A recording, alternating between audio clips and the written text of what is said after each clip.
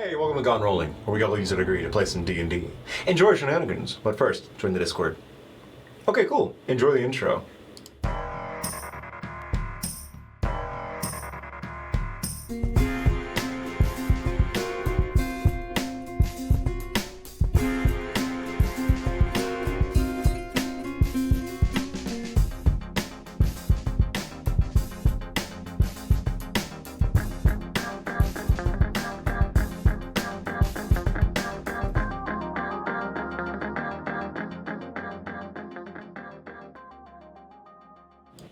And that's why Chuck isn't allowed in a Taco Bell anymore. Just in case you didn't know. Draco Bell? The Draco Bell. Oh, my mistake. Draco Bell. Draco Bell is Okay. such a funny. Yeah, It's I mean, so I funny think to in me. every Draco Bell there's a picture of Chuck. Picture of Chuck and every Draco Do Bell. not feed this man. But yes. Not allowed. Welcome back. So, where our story left off last time, the party had arrived at the Elk's Grace, finished their fight with Bosch the Amber Acolyte, his master Olgrif, as you later learned. The Hound. Lead Knight. Lead Knight, not an Amber. You know, Too many knights. Honestly, Trevor. do it to yourself. The Umber don't use, Knights, don't the use Amber Knight. Knights, the Lead Knights. The Knights of Teo, apparently. Just don't use the word knight ever, guys. Yeah. The lead. Pull out no the more swords, No, Trevor. sorry.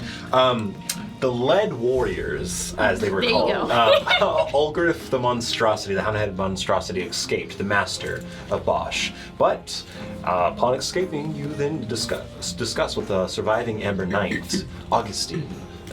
Honestly, you all kind of did really well. You embarrassed the shit out of that Amber Lead Warrior.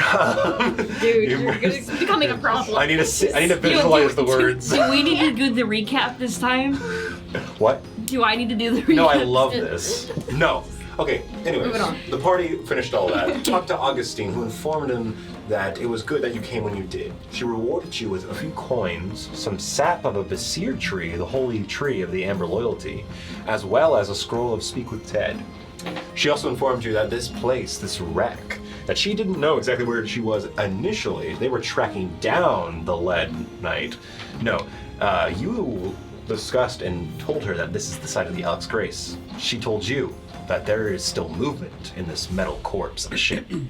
Whether there be powering some of the automatons within, or other creatures, or scavengers of some sorts. But anyways, taking some refuge inside the vessel where hopefully no one would see you from above, you moved everything in there, hiding the Amber Knight bodies in the snow, and one of you doing a bit of a science experiment, shall we say, on Bosch's body. Yes, doing your slime powers, getting between those cracks. Oh. One day I just want to see casually, Chel's eyeball. But yes, finding something in his belly, a horrible lead seed of sorts, or some spiky, almost walnut-like thing that said rot and grow. But not entirely sure what that was. Following the rest of the party into the divining chamber, this room that was on board the Elk's Grace, and now a wrecked remnant of itself, finding out this is a room where a seer once portent futures and told of potential dangers or recovered memories. You discovered a few things. Enough incense to make a familiar out of Sadhu for Eterna, finally. So you discovered that. You also had the brazier in this room. You discovered some more information, and also some vials containing some tears and maybe blood of long since deceased people. And these materials were used in a penisive. You already used one of them, belonging to the seer herself, finding her body amongst these vials. You learned that she was a spy working inside the Melodic Collective to undermine it, but she died in the sort of attack or the destruction of the Elk's Grace, or maybe before that. But not before leaving a message through her tears in this vial, informing that the other vials, the people that they contain, the memories of those people that they contain, must be heard, must be remembered. It is imperative. Now, dying 80 years ago may have left some of this stuff useless now, but who knows? Who knows what you'll find when looking into the tears of dead people. But the penisive being a very powerful magical item, the party was doing a bit of investigation, but night was soon to fall, exhaustion was soon to hit, after a long fight and a long trek, the longest girls' trip on this side of Hythea, after 4 sessions in 1 day, the party finally decided to rest. Finding comfortable pillows and blankets, resting for the night. With the watches started by the Amber Knight, Augustine, and Chuck, as she had communed, entering a meditative state. While she meditates, Chuck, and you guys keep watch, and you hear bugs crawling in the walls and the tunnels and the holes of this space. Is there anything you'd like to do before she comes out of this state? Pitbucker. I'm gonna wander around the ship a little bit, not too far, but just explore a little bit further than already had. Of course. As you walk out of the hut, I'm gonna sit up and be like, "Where are you going? Just wondering. Do you think that's a good idea?" I won't go too far. Okay, scream if you die. Scream. I'll be alright. If you hear like the echo of a thunder wave, then that's bad. Okay. Walks 2 feet out the door, you hear a thunder wave. Well, Okay, so you step out of this room and you look a little further. Okay, so exiting the divining chamber, you see to the left and to the right there are hallways. You came from the right, leading to the exterior hole that leads to the outside. But to the left, you haven't explored that area yet. Would you just like to see what could be the first room down the hall, or? I'm not gonna go like too far. Maybe just like peek into the first room. Of course. But I'll keep an eye out more for like an emergency exit map that might be on the wall. Right, I got you. evacuation route. Yeah. Walking the hallways, you find decor and posters and different items of culture, as this place was this ship did house hundreds of people, hundreds of Metallurgic Collective Navy soldiers. And you find, once again, the chipped posters, the long since decaying paper. You see a more finished poster of the poster you saw before. A poster detailing performances in the auditorium of acrobats and entertainers, as well as a play, apparently the captain's favorite, as it's called, called The Mason, the Maid, and the Green Dragon. As it seems to be some sort of fantastical play or satire of sorts.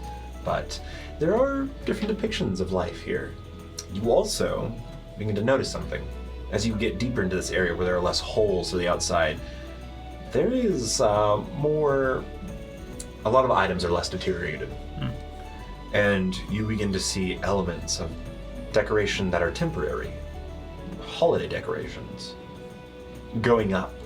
Certain decorations that you don't recognize what religious ceremony or what they would be a part of. No, you have no idea about that. But there is a continuous like symbol here and there and wrapping of some sort of like shiny paper, like copperish paper on some of the corners and the walls. Like tinsel? Yeah, kind of like tinsel paper. Some tinsel flower paper is made into these brilliant flowers layered with different colors, and you see the same symbol here and there. Seems like there was some sort of holiday coming up before the ship went down. More like a holiday, not like a wedding or something. It's No. like a The symbology definitely seems spiritual. okay. But yeah, just build points of interest, and I will say about 80 feet down the hallway, it parts once more, and you do see a room not too far down what would be your left, and there is a bit of a map on the wall near that room, like on the outside of the doorway. It has like colored lines and markers, but it's chipping away. But would you like to take a look? Yeah, I'll take a brief look at it. You approach a little carefully, only about 20 feet away. With your passives, it's a little bit hard to get a gauge of the area because there's no light in some of these spaces. Your dark vision is all you have. And so shadows don't exist right now for you. You're just kind of sensing the very limited light that doesn't cast much of a shadow at all. It's almost like an infrared vision, but you wish it was. No, but you constantly hear the little skittering of bugs. Kill some roaches while you're out. There's a collection. Roach. But you look at this map. Some areas have chipped off. But you can make the gist of where you are on this vessel.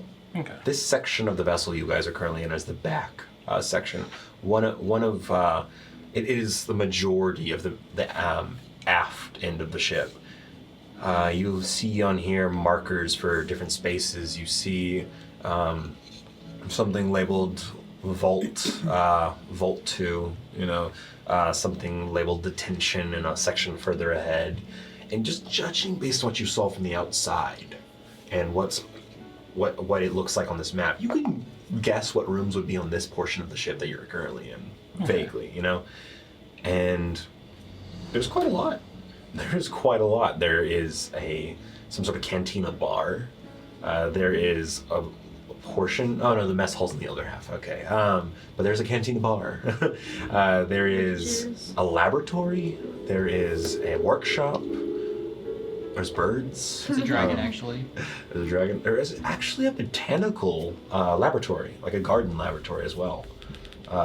There is quite a lot of rooms in this side of the vessel, and some of them may have been crushed, but this entire structure was made of very sturdy material. So hopefully a lot of it has survived. There's also sections that aren't named, just labeled restricted. I'll try to keep some of the sections in mind, but mostly I'm just going to try and remember exactly where the map is to Chevron Clear, and then I'll just go back and... You are able to find the divining chamber as well, so you can tell you are here, But yeah, you approach back, and for a moment, where the light comes out of the hallway from the divining chamber, a silhouette appears.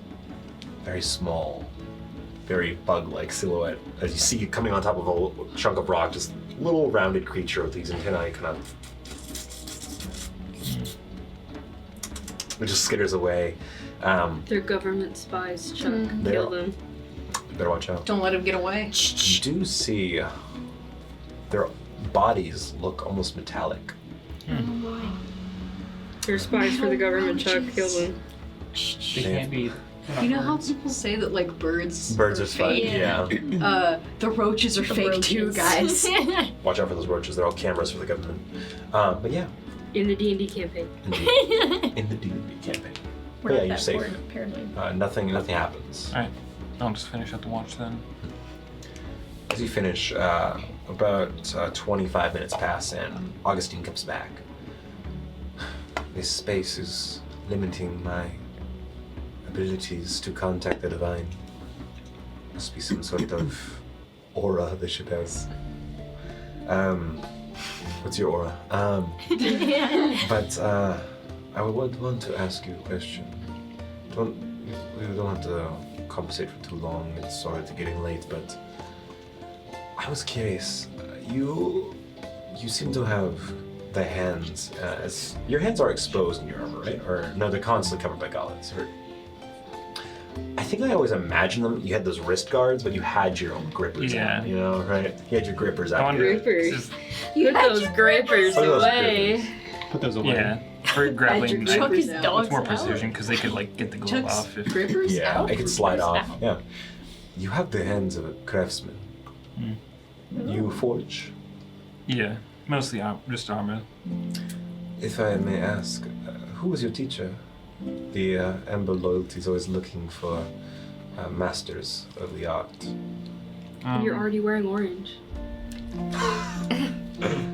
Most recently, I was finishing training with Betty the Hammer. Wait, I might be familiar. Where's the brandy? Yeah. I recognize that symbol. Yes, I've seen some of her craft, I think. But When made a blacksmith become a warrior, if you don't mind me asking? more of the other way around. I I had that feeling.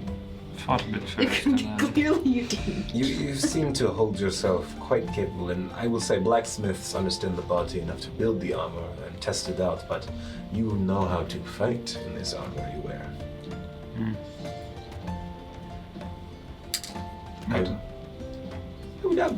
I would just like to hear more.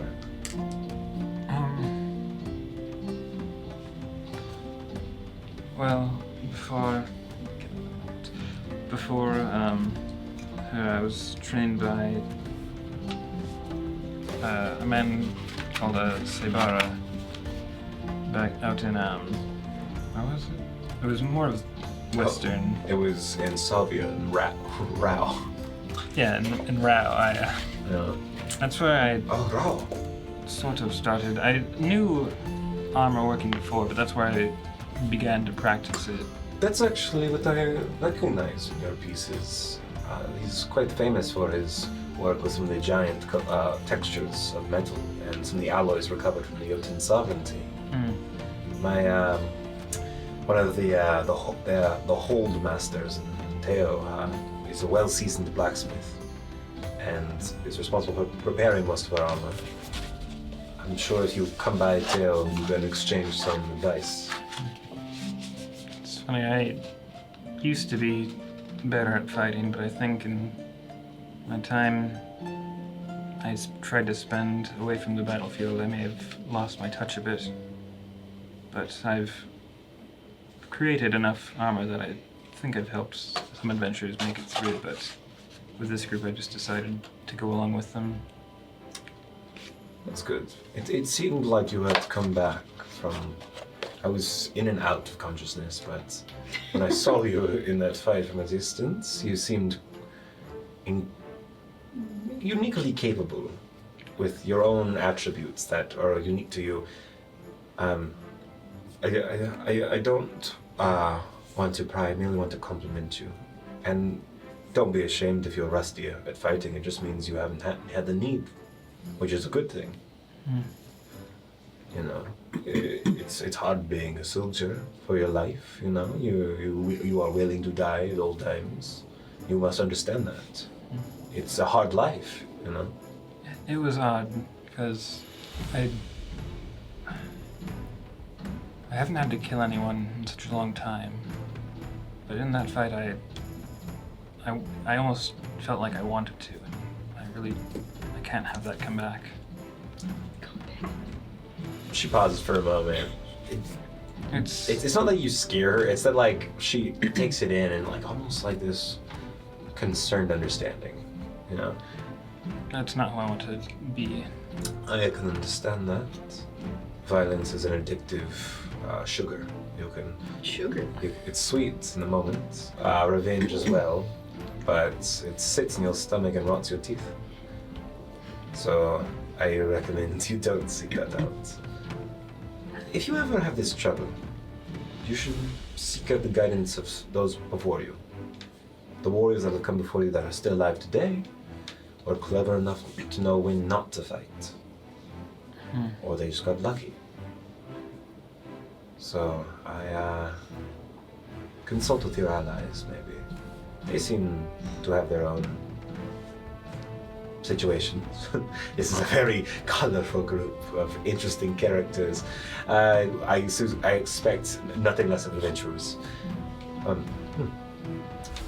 I do hope that hunger doesn't come back. That's a no-no word here. I don't say that. We don't say hunger. We don't say hunger in front of a Chell. The Chell starts drooling in her sleep. Say I'm goodbye going to to the rest other now. arm, Kaislin. Oh, she's like, Getting off with Hungry the others? Yes. Okay, really quick. Can I roll insight on her as I'm, sleeping? Also a disadvantage since you're trying to Okay. hide this. So, like, Well, she's in the if- HUD, we're not. Well, yeah, but like, if you're like just trying to listen to her, you probably can't see Yeah. her expressions unless you're staring at her. Can you see through the HUD? Yeah. Both ways? Yeah. Oh. You can make a different color almost, or you can make it opaque. I think. I thought it was opaque. Yeah, the outside is outward. opaque. So It's if up to you. are they in my hut? I thought we were in the HUD. I guess they're not in the hut then. Yeah, they're So, not. if Oh, they're yeah, then yeah, I can see If they're it. not in the hut, then They can't see in. You've been staring at them this whole time. Yeah, You know? I'm like sleeping, but I'm just like watching them. I'm just imagining. So go ahead and roll Yeah, a I'm flat. gonna see insight if roll. her interest in Chuck is like purely curiosity, or if she's like She's digging. Fishing for something. digging or fishing for Of course. something, or if she's like registering things. You said insight? Yes. Okay. What's my insight? We believe. Ooh, dirty 20. She's. I will say she's hard to read in that moment. Purposefully. You pick that up, and there is some insight that you don't breach in her defenses, as she rolls pretty good. But you do learn some things. One, that concern she showed for what he said is true, and there is a sense of maybe it's fear, or maybe it's just the preparation, the mental gymnastics of being ready to kill the person in front of you if they do something, you know? Like she's Sizing them threat up. assessing. Maybe. But besides that, it's harder to read. She's an Amber Knight, so she's ready to fight at all times. But in this moment, she's like super sus, you think. Hang on. Let me read Tiny Hut really quick on Teeny if tiny sound goes out of the hut. Teeny tiny hut. Blah, blah, blah. Breathe freely. I like to think that when Chuck cracks his knuckles, it's a thunder wave. Okay, it doesn't say anything about sound. Never mind. Chuck's hands have gone I'm just watching her. Okay. Yeah, she's genuinely just hard to read in a situation. But yeah, you do pick up some of that stuff. Well, the watch finishes. You guys go ahead and wake up the next watch. Kaizen and Ichel. Ichel, you sense the word hunger. For some reason.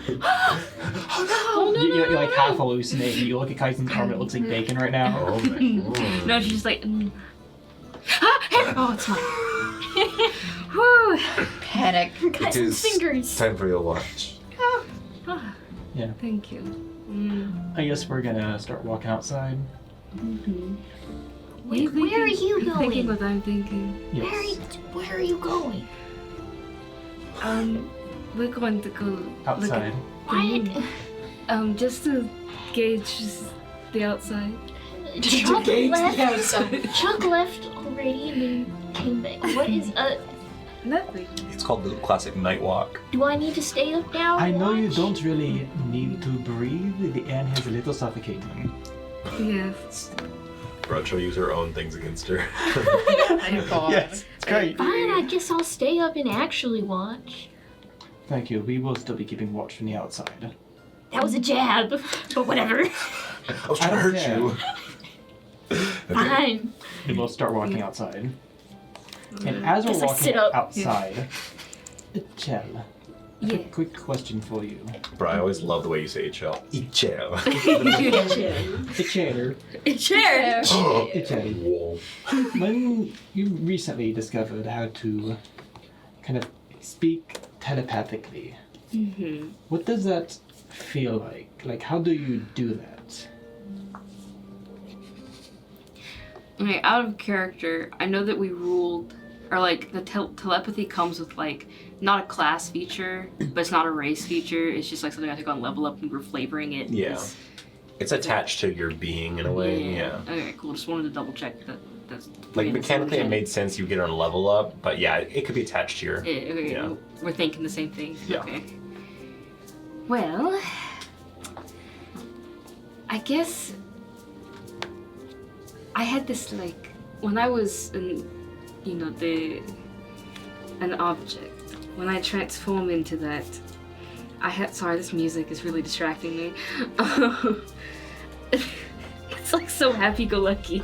Here, 1 second. We'll do more Dread. mysterious. Dark and spooky. Like we're about to get ambushed. I mean, you guys are about to do some weird funky shit. Yeah.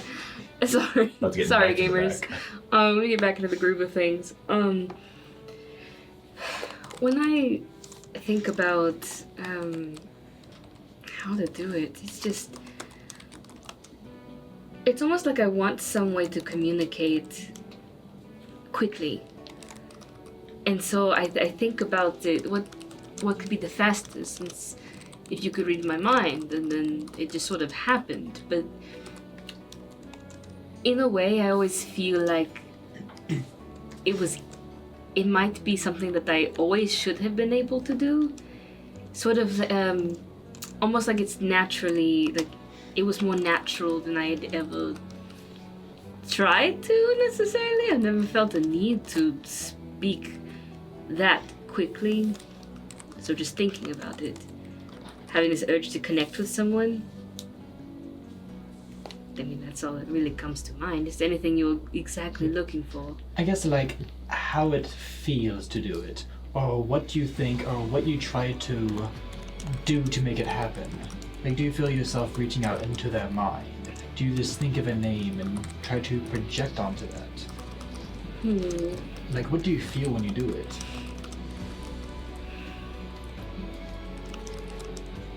I guess there's this. I guess it's sort of like a. It's hard to. What's the word? It's escaping me. Sort of like lightning, going. Sort of like it's like a connection. Sort of like if she like looks at you and like just puts like a flat image of like when we were in the tomb earlier, like in the thing of like we discovered like the wand, or they're not the wand but the rod thing that you got and stuff like that. It's just a signal, I guess. Just a simple, not even, just like a little, I don't know how else to describe it. It just sort of happens. Like how we're talking right now, it just... It just comes natural. Mm-hmm. Like lightning, connection. Because I'll kind of stop for half a moment, he'll like pull out a scroll and just quickly scribble something down. You reach for it, static, zaps between your hands. So you talking about me? And then you grab it. It's like a little static shock. Odd. I kind of quickly open it up and I'll write what Echel told me down. You do so. Okay. Sorry, I've just been thinking recently. Okay. You scheming a new spell or something? Sort of. I'm just trying to get ideas for things, and our group is a very colorful group. Not in the little colors that we wear, but in the skills and abilities that each of us have. It's a good way to get inspiration, I guess. That's true. Good thinking.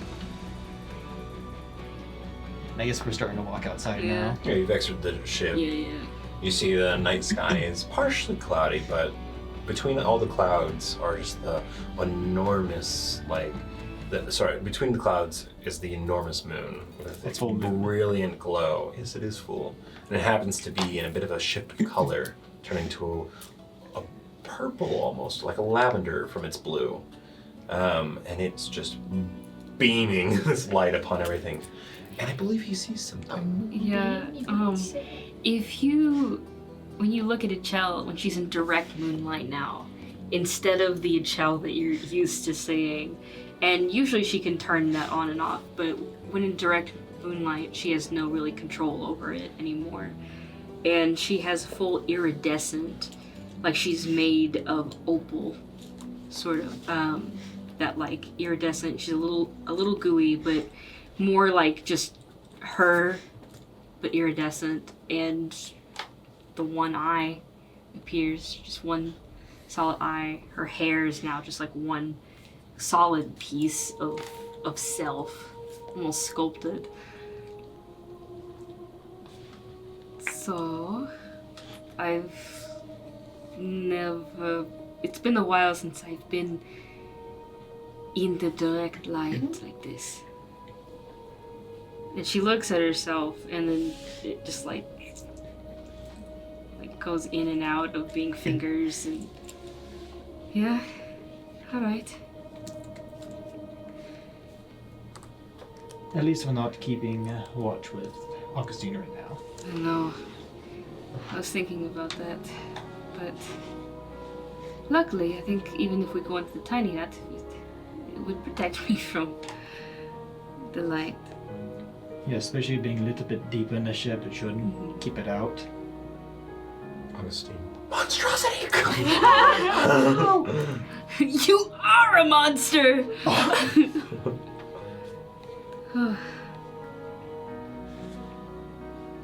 So to what the stars under a full moon. What even? I guess we look for something. Not sure exactly what. Do you remember exactly what you were told? Or what idea you The received? edges of the full moon, right? Yeah. I think so, yeah. Yeah, because I remember because you told us that after the in real life eclipse or whatever. Oh. Yeah. Shooting star. And the alien Look saucer be- comes in. Okay, look behind. Okay, we don't look at the moon. We look behind the moon. The shadow it hides. We look at the edges. Okay. Looking Sounds like ice cream. Yeah. directly to the moon. Yeah.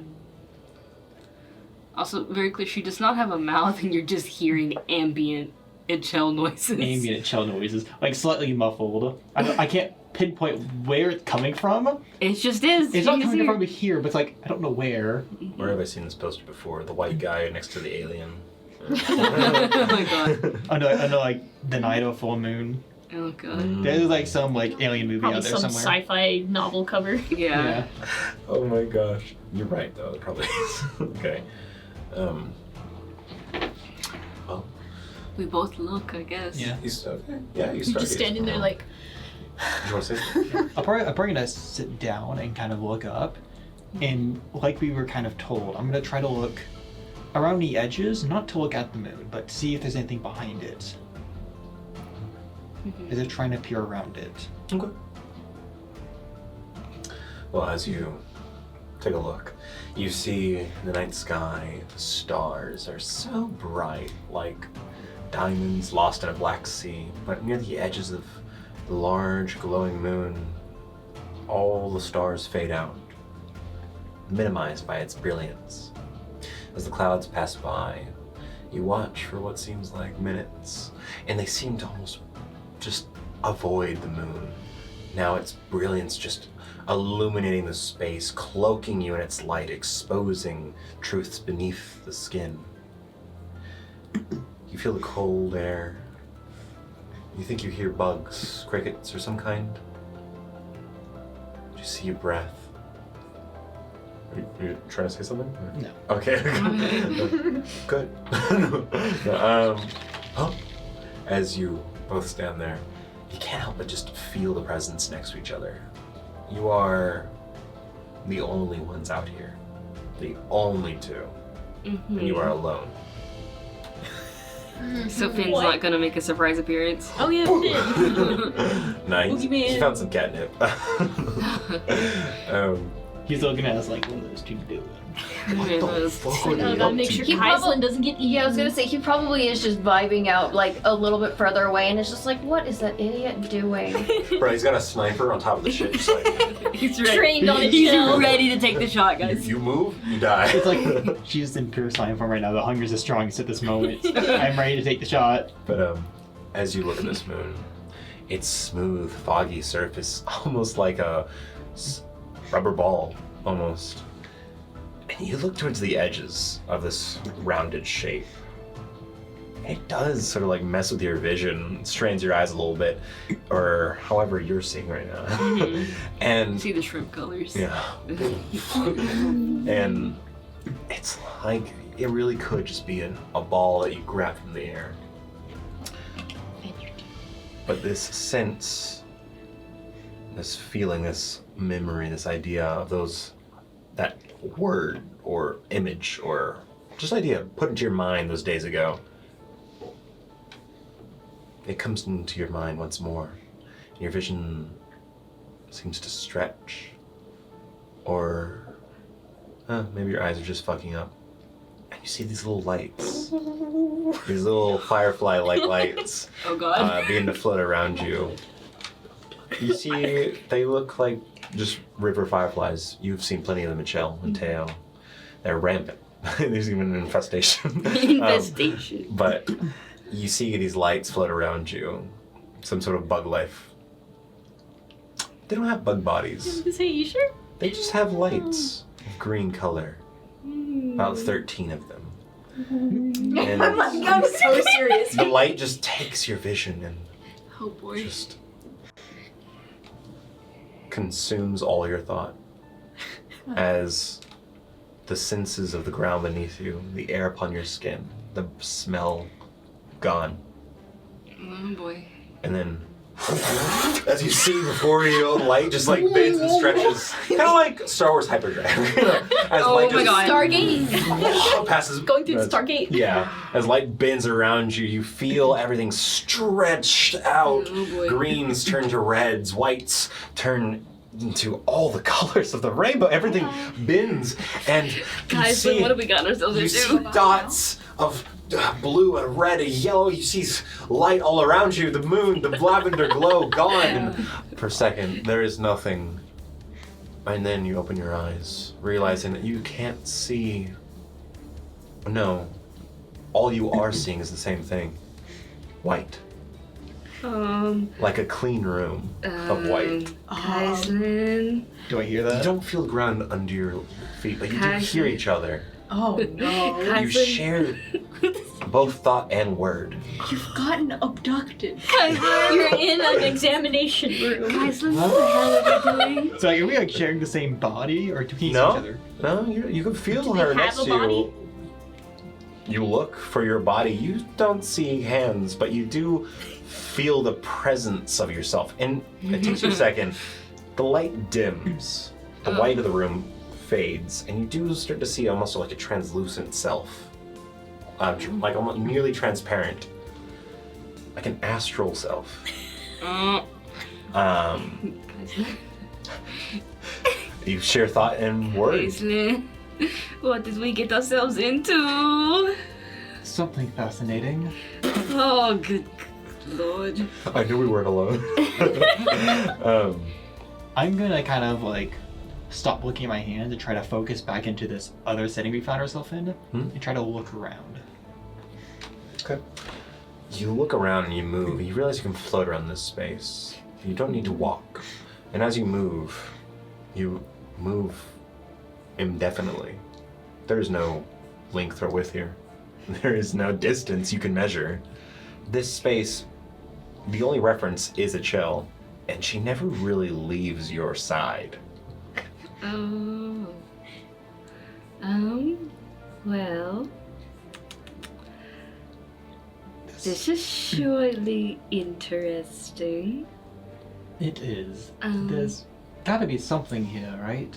I sure hope so, besides each other. Cut back to the ground where their bodies are. They're just like, We're like, I'm gonna look around to see if there's anything that's different from the white, even if it's like slightly different shade.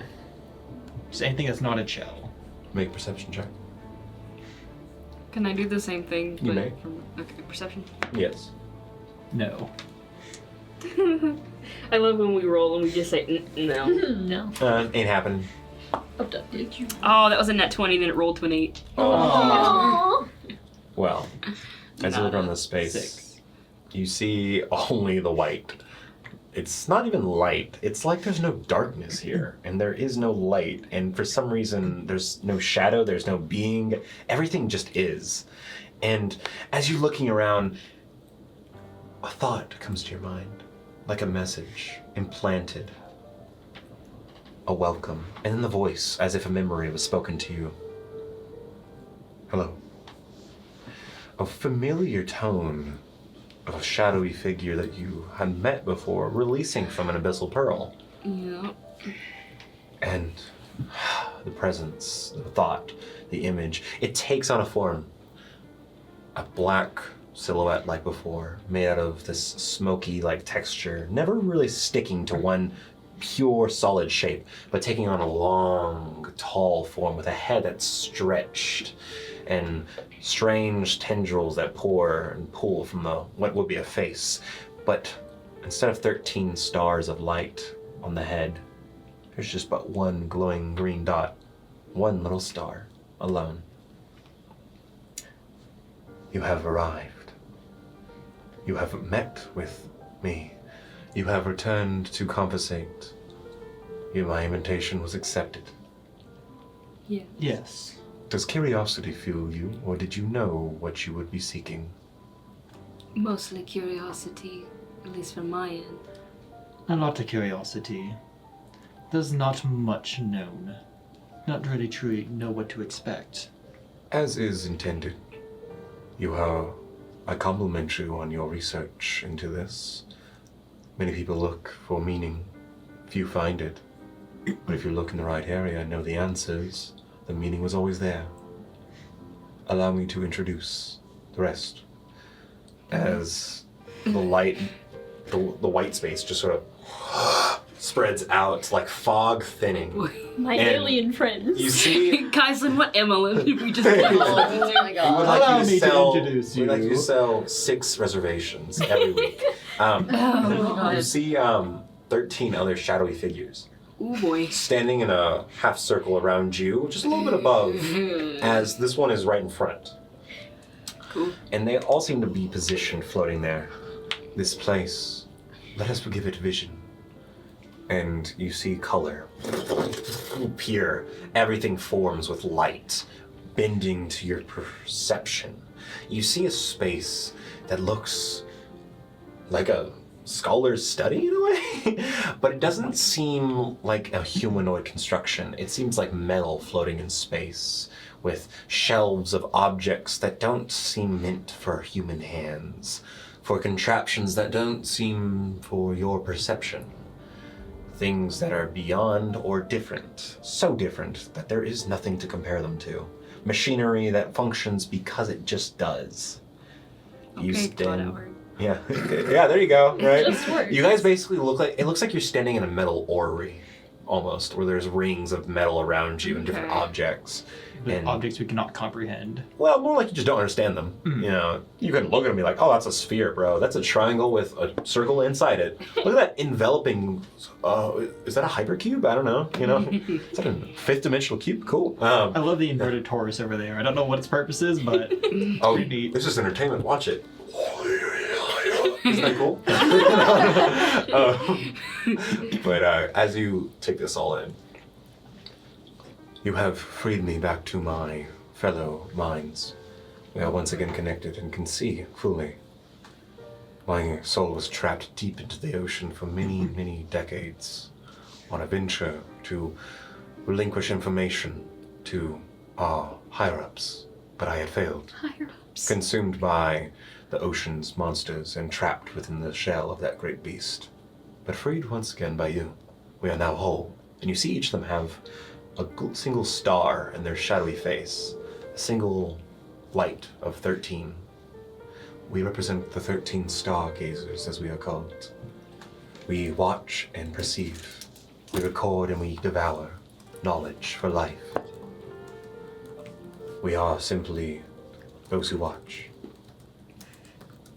You have many stories for this collection of 13 stars, as I have recorded information of your world, Hythea.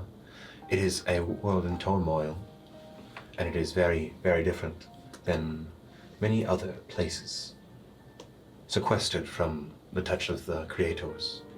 But I wanted to thank you in person once more, and ask you to enlighten me. You two seek to meet. Did you intend to receive something out of this? Do you seek treasure, or knowledge, or an emotion, or a state of being? What brings you this far, besides us? I seek understanding. There's a lot of things in this world that I do not know. And I, of course, wish to learn more. It's part of why I'm here. You are something that I did not understand, something that did not know how to, so I seeked it out. Simply to understand everything. In a sense, yes. I'm not sure your kingdom is large enough for all that. Your mind is attached. You are also attached to other minds. As the figure, one of these tendrils almost gestures behind you two, and in your form, you not only see a tether, like an energy, like string that goes off into infinity, but for a Chell, you see almost like a brilliant blue thread attached to that tether. For Kaizen, it is but red, with a hint of a gold thread intertwining your own. There are your strings attached to you, bindings, booms, anchors, you see. Okay, no. No. To answer your question, Mm-hmm. I don't know if my reasoning for being curious about this is as noble as Kaislin's, but at the time when we first met you, I did not have a true, full understanding of what I was as a being, as an entity. I only merely had a name. So I sought you out when you hatched. I thought maybe I was something like you.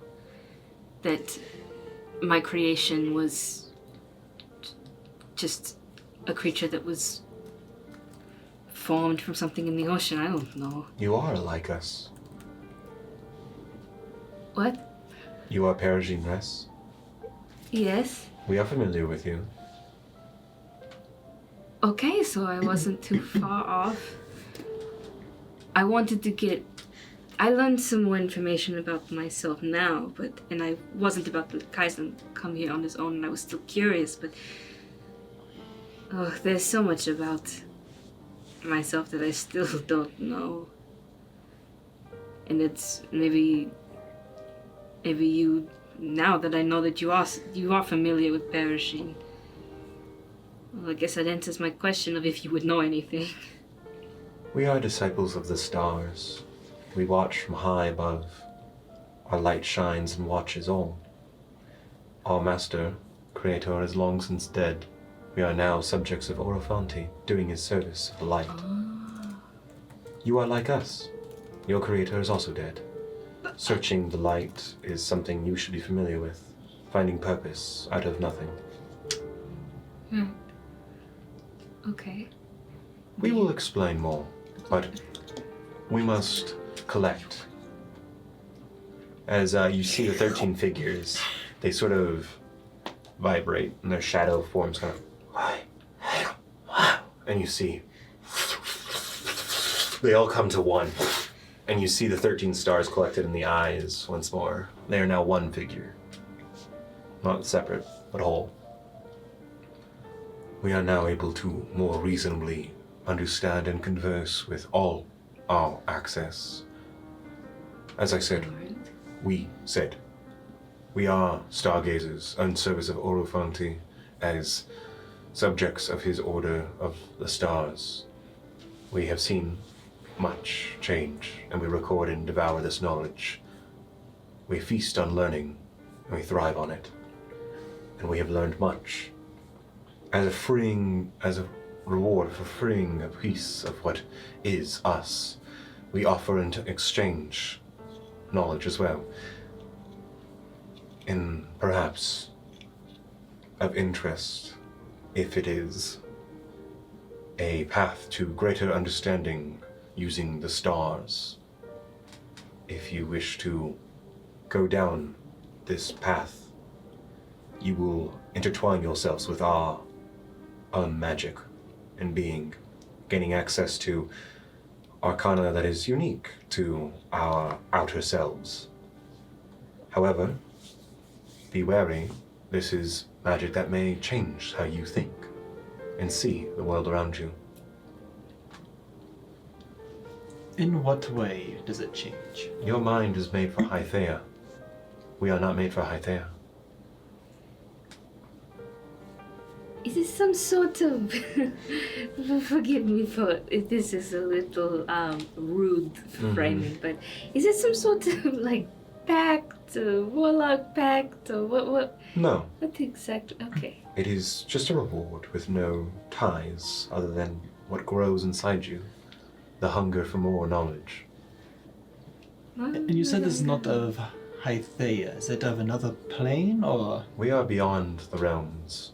We are watchers of the far edge. We perceive for our Lord Orofanti, and we record. We are simply observers, and we are very good at doing that one thing. All right. What can I recall of Orofanti? Oh. I know so much about Orofanti, man. I mean, you can make a religion check with disadvantage, probably, cousin. Hope, you can make a history check with advantage. Yeah. Hope knows so much about Orofanti, man. 16. 16. That was a disadvantage, right? Yes, it's disadvantage. Cool. Nat 20. Whoa. And a 19. Spice. So nat 20 plus 5 history. Yeah. God So damn. the child was like, I know so much. what you both know with that 16 roll is Orofanti is the star, or the sky father, the father of the stars and the moon and the sun. He is the great watcher, the great sky father. He is the sort of guardian of what enters Hythea. Mm-hmm. He watches all of Hythea from the heavens above. And the sun and moon are said to be his children, his first children. As the sun being his daughter and the moon being his son.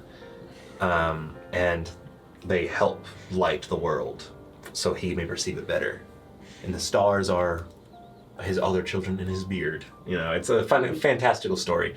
But he's a very neutral being, a very neutral god. He does not do much in the way of like, oh, I'm gonna smite you. It's more like, well, that happened, record, you know.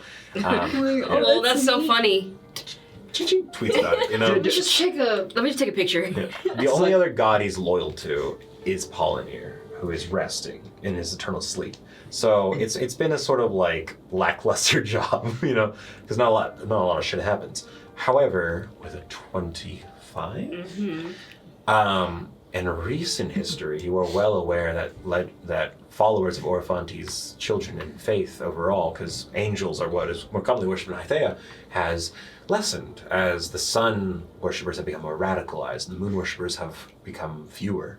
As it's said in legend and story that Orofanti is partially blind now, as one of his eyes have become clouded, as the moon is smothered in its own. So people say the night is less visible now, less watched over, more things can go bump in the night. And many people, who maybe once believed in Orofanti, give him some blame for what the stories of this machine god arriving to Hythea. Because gods shouldn't be allowed to step into the realm of Hythea anymore. Mm-hmm. He didn't do his job. Yeah, basically, right? So he's sort of lost a lot of favor, but he's still worshipped by smaller cults and groups and specialized people. And it definitely all comes to mind in that moment. Now, does my understanding that the moon's name is Mor, and the sun, is it just the sun? Or Balani. Balani, yeah. right. Yeah, technically that is their names. That is also the angels' names. Yeah. Is it still believed that they are his eyes and they aren't just... Yes. It is believed that he sees through all his children, and therefore, even if they are partially blind, he still sees through them. Okay. And And, just double check, is Svaoutli still, a creation of Mor? Yes. Because Svaoutli was a weapon made for the first war. Gotcha. Yep. Just wanted to triple check my sources. We are servants of his cause, as we were given a peace offering at the end of the First War. Our order was allowed to remain, even though our creator was slain. And we were forever in servitude to our Lord, the Sky Father. And now we watch. And we may give you the power to perceive as well. As limited as can be for where you are now.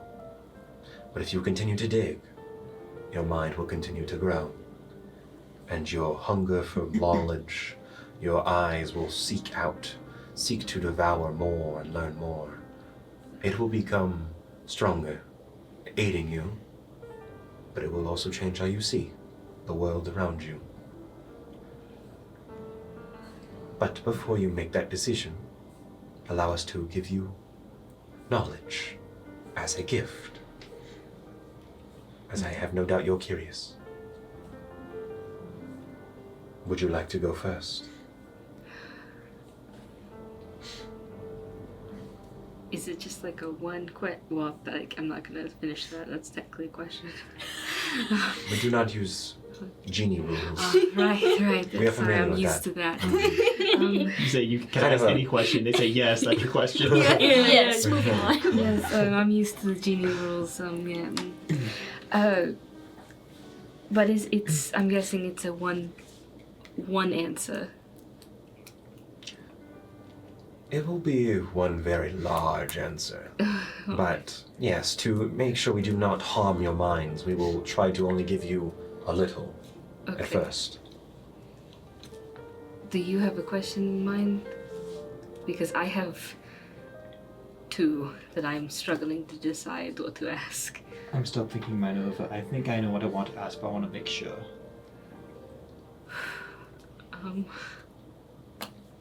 Because out of character, she is struggling between. I guess I'll do a poll for the room. Yeah. Honestly, I Hey, don't chat. know. Yeah. Hey, hypothetical chat. Sorry, we're not live. The one time we need to be live Yeah, right. streaming. So I'm struggling between one, asking who the creator is of Paragines. I want to ask that, but on the because like I know I'll get more information about Paragines in general later because her dad, or well, her progenitor, Yeah. will answer some questions when that happens. Right, when that happens, it'll happen. All of her immediate questions are. Oh, but then I just realized there's a second one, or a third, I guess. So I was going to the second one I was thinking was I really want to ask if Sva-Outli is still alive. Because that question is up in the air, and that is her like god, Yeah. her family's god, like her whole people essentially exist on the idea of if he's alive or not. And the third one is I don't even know how to word it, so I guess the answer is no, and we'll just leave that for later. But it's the I want to see if I am a Chell. Yeah, that's what I was thinking. Yeah, Ooh. am I a Chell, or Did you replace some did I human baby? replace a human child? And if so, where's the actual? Yeah, child? yeah, yeah. How And did I come to be known as a Chell, and what happened to the true one? yeah, but like, I'm also like, but what if I am the real Chell and I just wasted a question? I mean, That's just that's your- something You'll that find out there's no other I child. think the first two ones are probably the best ones to ask. 'cause Yeah. Yeah, one the is progenitor's gonna answer, I think. like one is about Sva-Outli. It's like they are servants of Orfanti, who is the father of Mor, who is the father of Yeah, him. I think Sva. getting And they also information- say that what you are is related to them in some way. That they know what you are because you are similar. get a crash course of the history of Savao. Yeah. Okay. Okay, thank you. Get his thank you, chat. His autobiography. Thank you, gamers. Did you want to do the same thing with your questions? I only Ask have the room first, and then I only have one at the moment that I'm thinking through. okay, Yes. just how to ask. Kaislin is gluten intolerant. Shit! Hey! Actually, you answered it prematurely, so I can ask you a different question now. Damn. My mistake. What about Gary? Gary? Gary. Oh. I was like, Very intolerant now, I was like, too. who's Very Gary? intolerant. If I'm He's dare, very intolerant. if I'm dare intolerant, I'm fucked. Yeah. Hey. Hey. Hey. You don't know how much milk Kaislin has drank. He's in big trouble. Kailin's a milk boy. He's a milk boy? You're the milkmaid? Oh my God. Revealed. Alright. So I can ask my question first. Go Okay. There are many questions I want to ask about myself, origins, but there's one big question I think matters more to not just myself, but to maybe my people. When I say, when I say people, I don't mean the perishing, but I mean the people that raised me, the humans on the mortal plane. It would matter to them. yes. What has become of Sva-Outli, the Great Wave? This is your question. Yes. The 13-eyed figure floats down towards you slowly. I wish for you to prepare yourself. Open your mind. Alright. It will be like reading a book, but in a second. Oh boy. As Right. this shadowy figure's hand reaches out with its 6-fingered, like 2-thumbed, Oh, it's and, got 6 fingers, huh? and it reaches just to put its hand on your shoulder. Instantly, Not to just grab your face. instantly, the hand turns into 2, 3, 4 as the body forms a circle around you as it splits up once more, and all of a sudden you become cloaked in these figures as the eyes just glow down on you. Darkness fills your vision, and you see before you images like fog, bending and breaking, turning to solid and liquid, shaping into reality. This must be how they perceive this, or one way they perceive the world around them. But as you see light striking like embers on an anvil, metal striking once more, but it's not metal, it's flesh, and it's not a hammer, it's magic.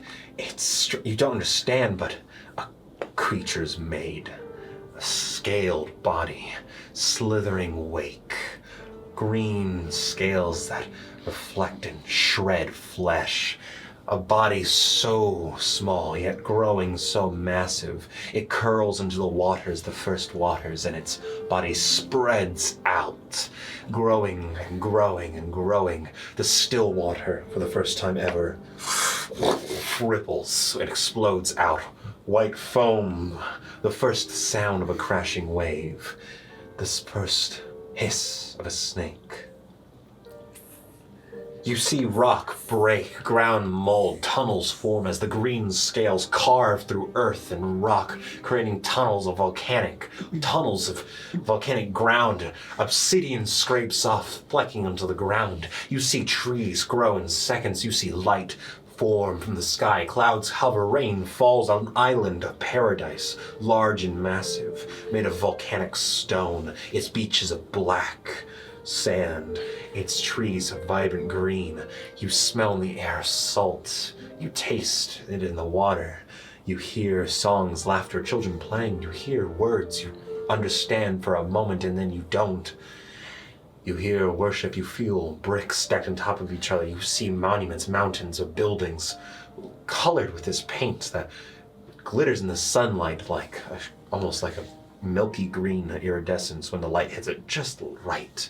An emerald city upon black stone. And you hear once again the hiss.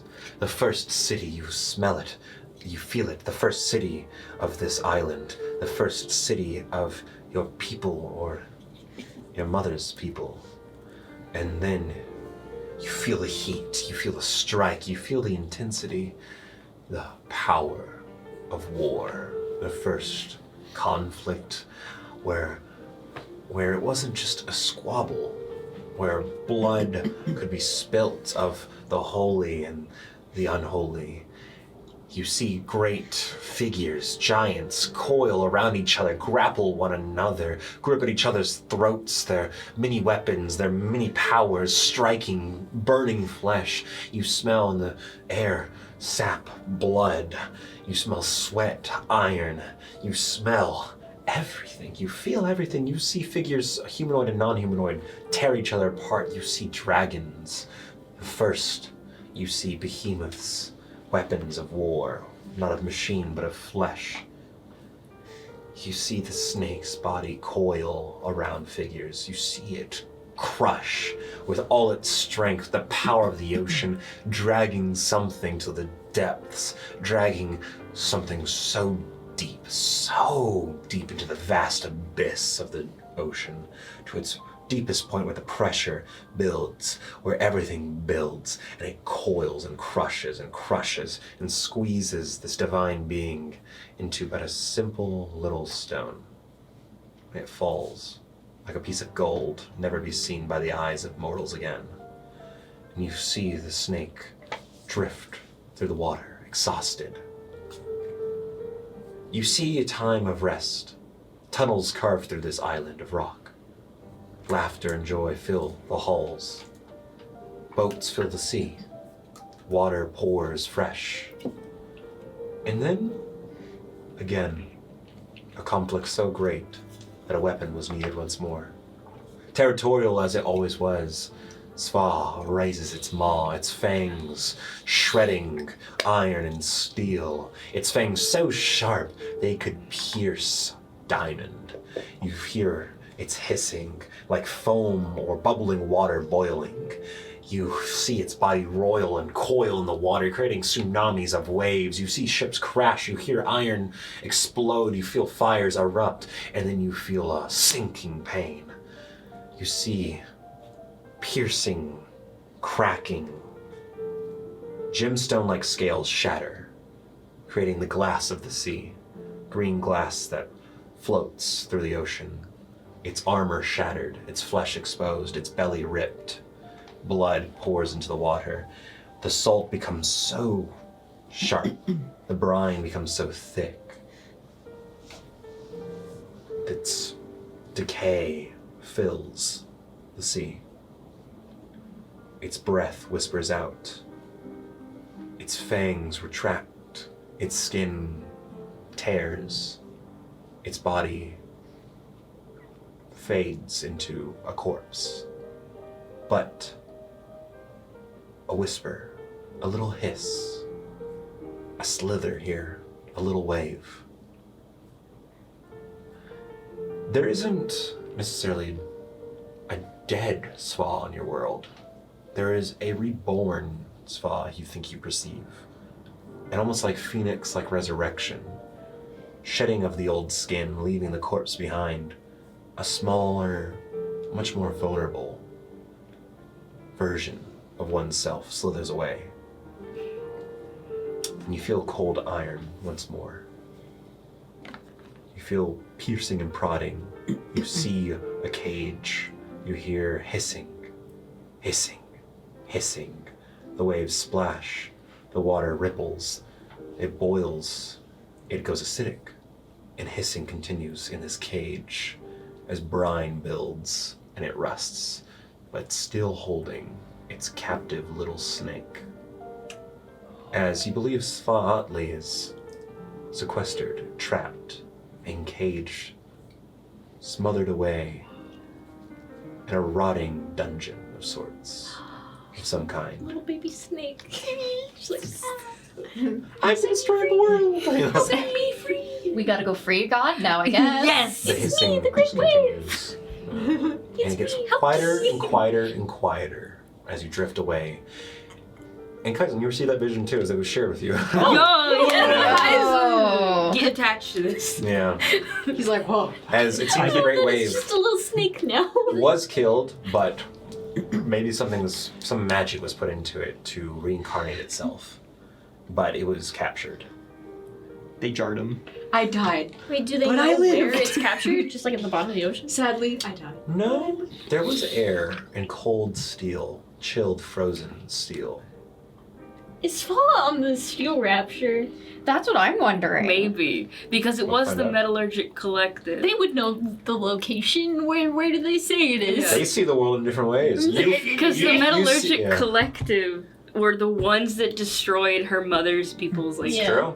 a Yeah. whole civilization. They killed her guy. They literally killed him. He's not dead! Yeah. Metal Intuitive just went up to Sval with a shotgun, took him out, and were like, pss, pss, pss, jarred. George. Come Hey guys, look what I got! Oh Get jarred, idiot! I'm gonna say what this reminds me of afterwards. Okay. It's like imagine some metallic fisherman just going, I got it! Got the big one! Yo, Jim, great look at this serpent. fish I caught. It speaks in riddles. Take a picture with me. But yes, the last glimpse you get is of cold steel, frozen and briny water, salt-ridden water. So cold it is. A cage built of the same iron that slayed it. So yeah, the Metallurgic Collector probably did something and trapped it. Well. I guess I can come out of it just... Yeah, it's like, and the figures form back into one. Alright. You now understand.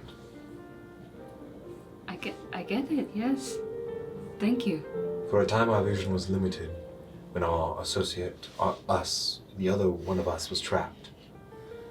We could see and feel through a fog. But I hope it gives you clarity. It does. And you, Kaislin,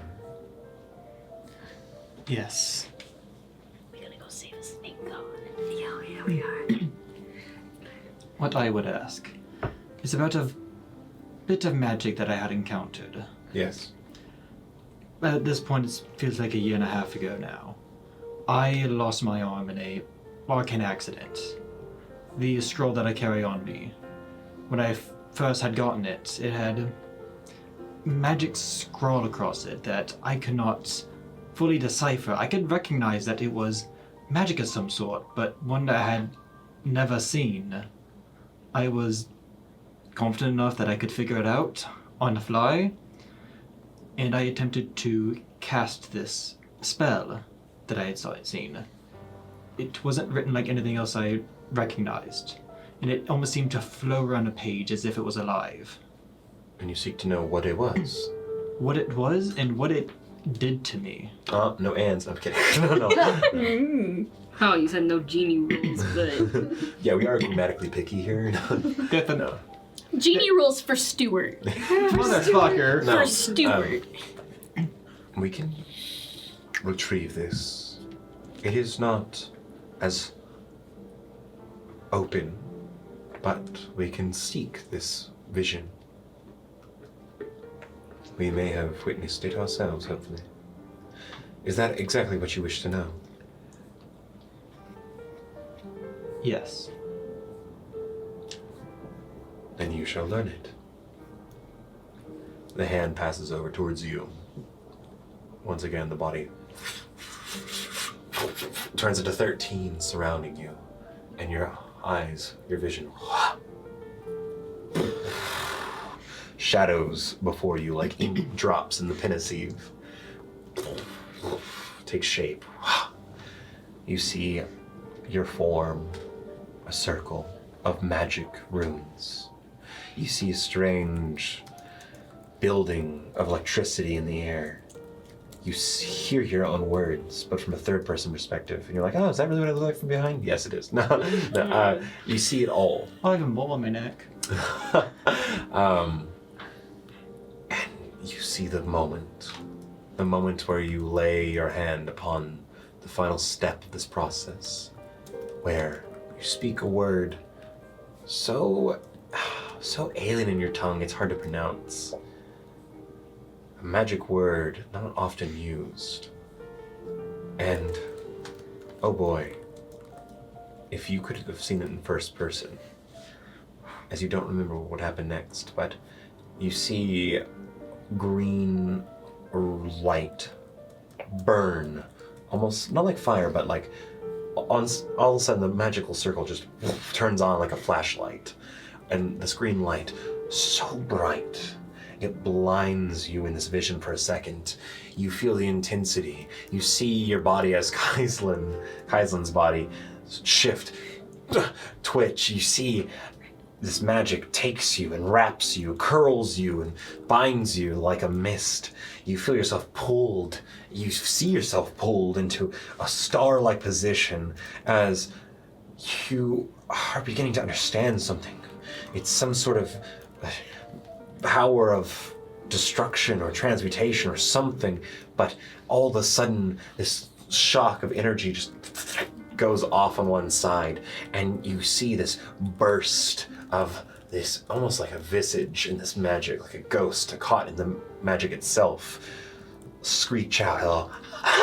As it screeches out, all of a sudden the light pulls on you tighter, and you see your body just go taut, straight. Your eyes are milky white. You see your limbs stretched out, and in this moment, as things begin to burn on your skin, as smoke begins to collect and build off your body, almost like your skin is boiling, as this mist-like material is pouring off of you, you see this quick flash, like, again, this lightning from that screech of that ghost. You see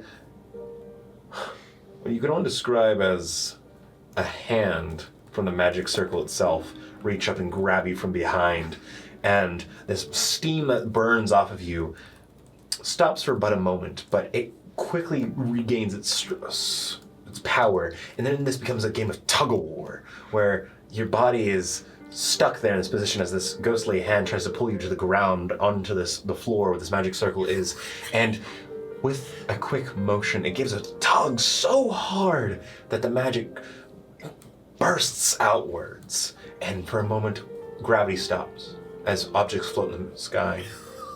Everything floats around you.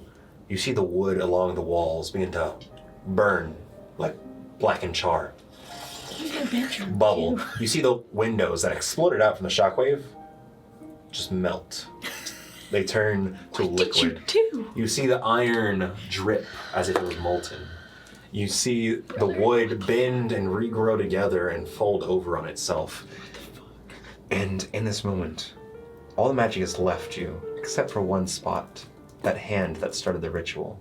As you see from your forearm, this energy still collects there, and with about a blink, the arm just sort of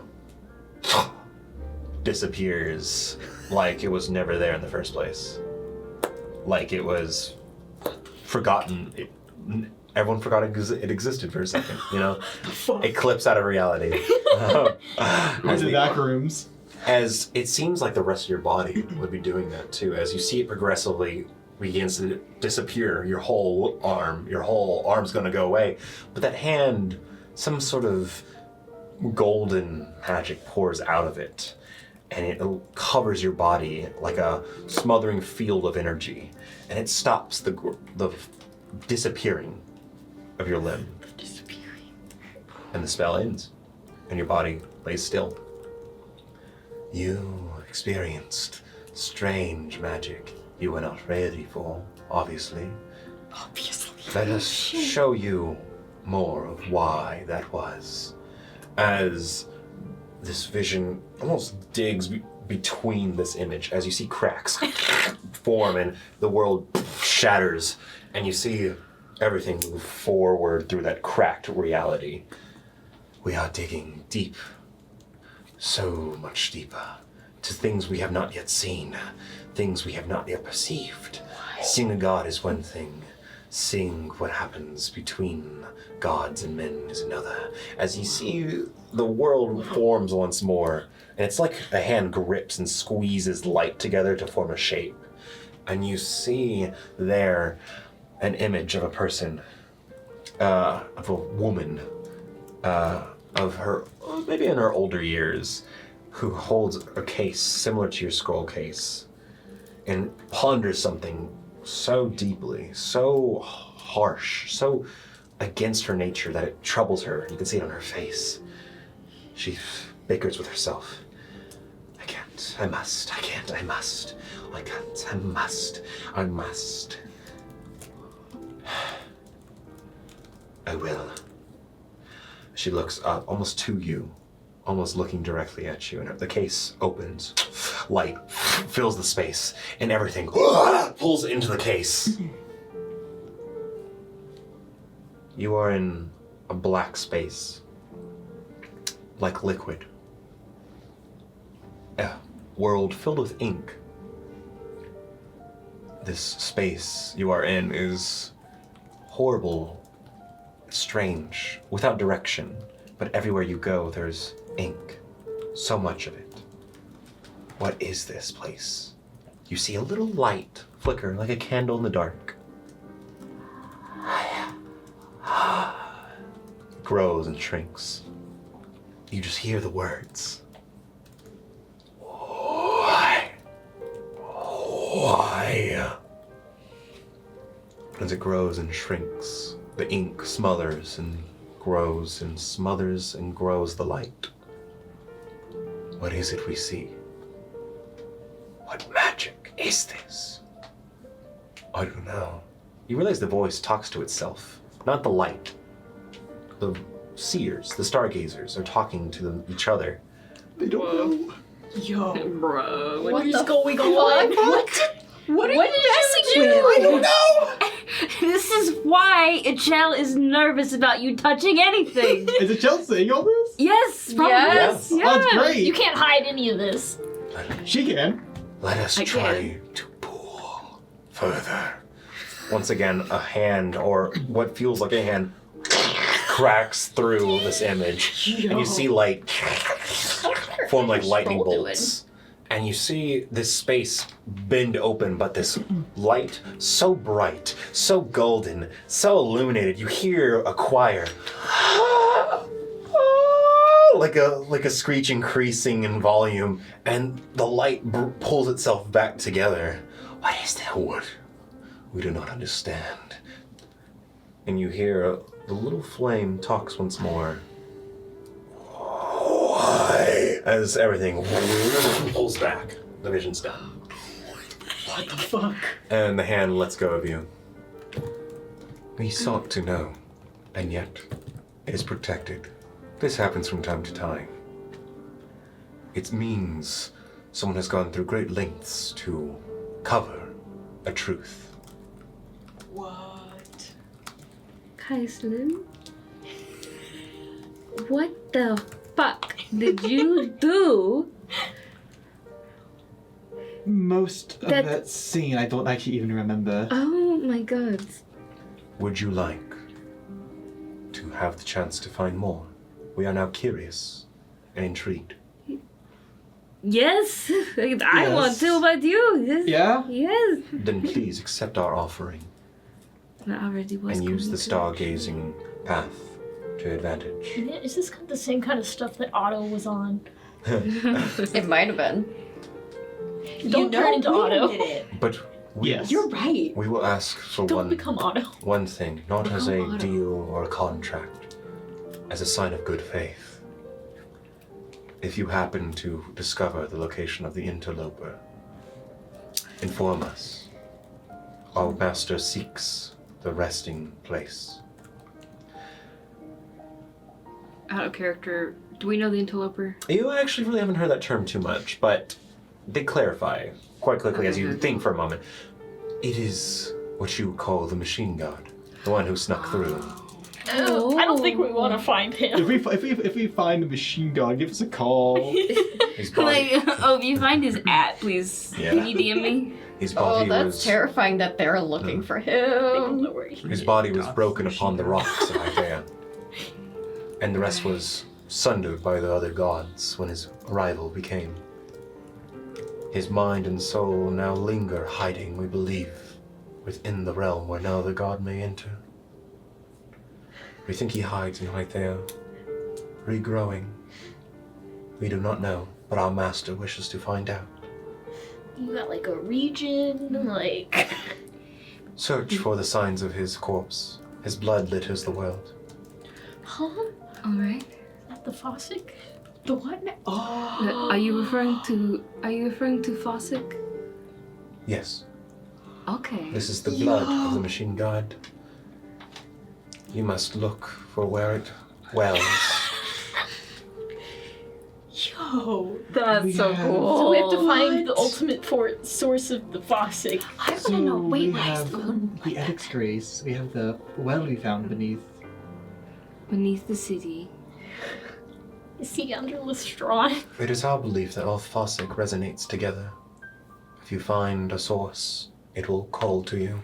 If you are intertwined with it. We have to snort Fossick. It all comes down. Don't snort. We don't. You have Fossick in you. We Yeah, don't know if we'll you let have him you snort the Fossick. So, we know of those two locations, and I guess we should start marking on our maps. Guess so, but I guess it's something we would resonate with more. Because we didn't really feel the well of Fossick. It was clear in the surroundings, but Our connection is weakening. We must send you back. Alright.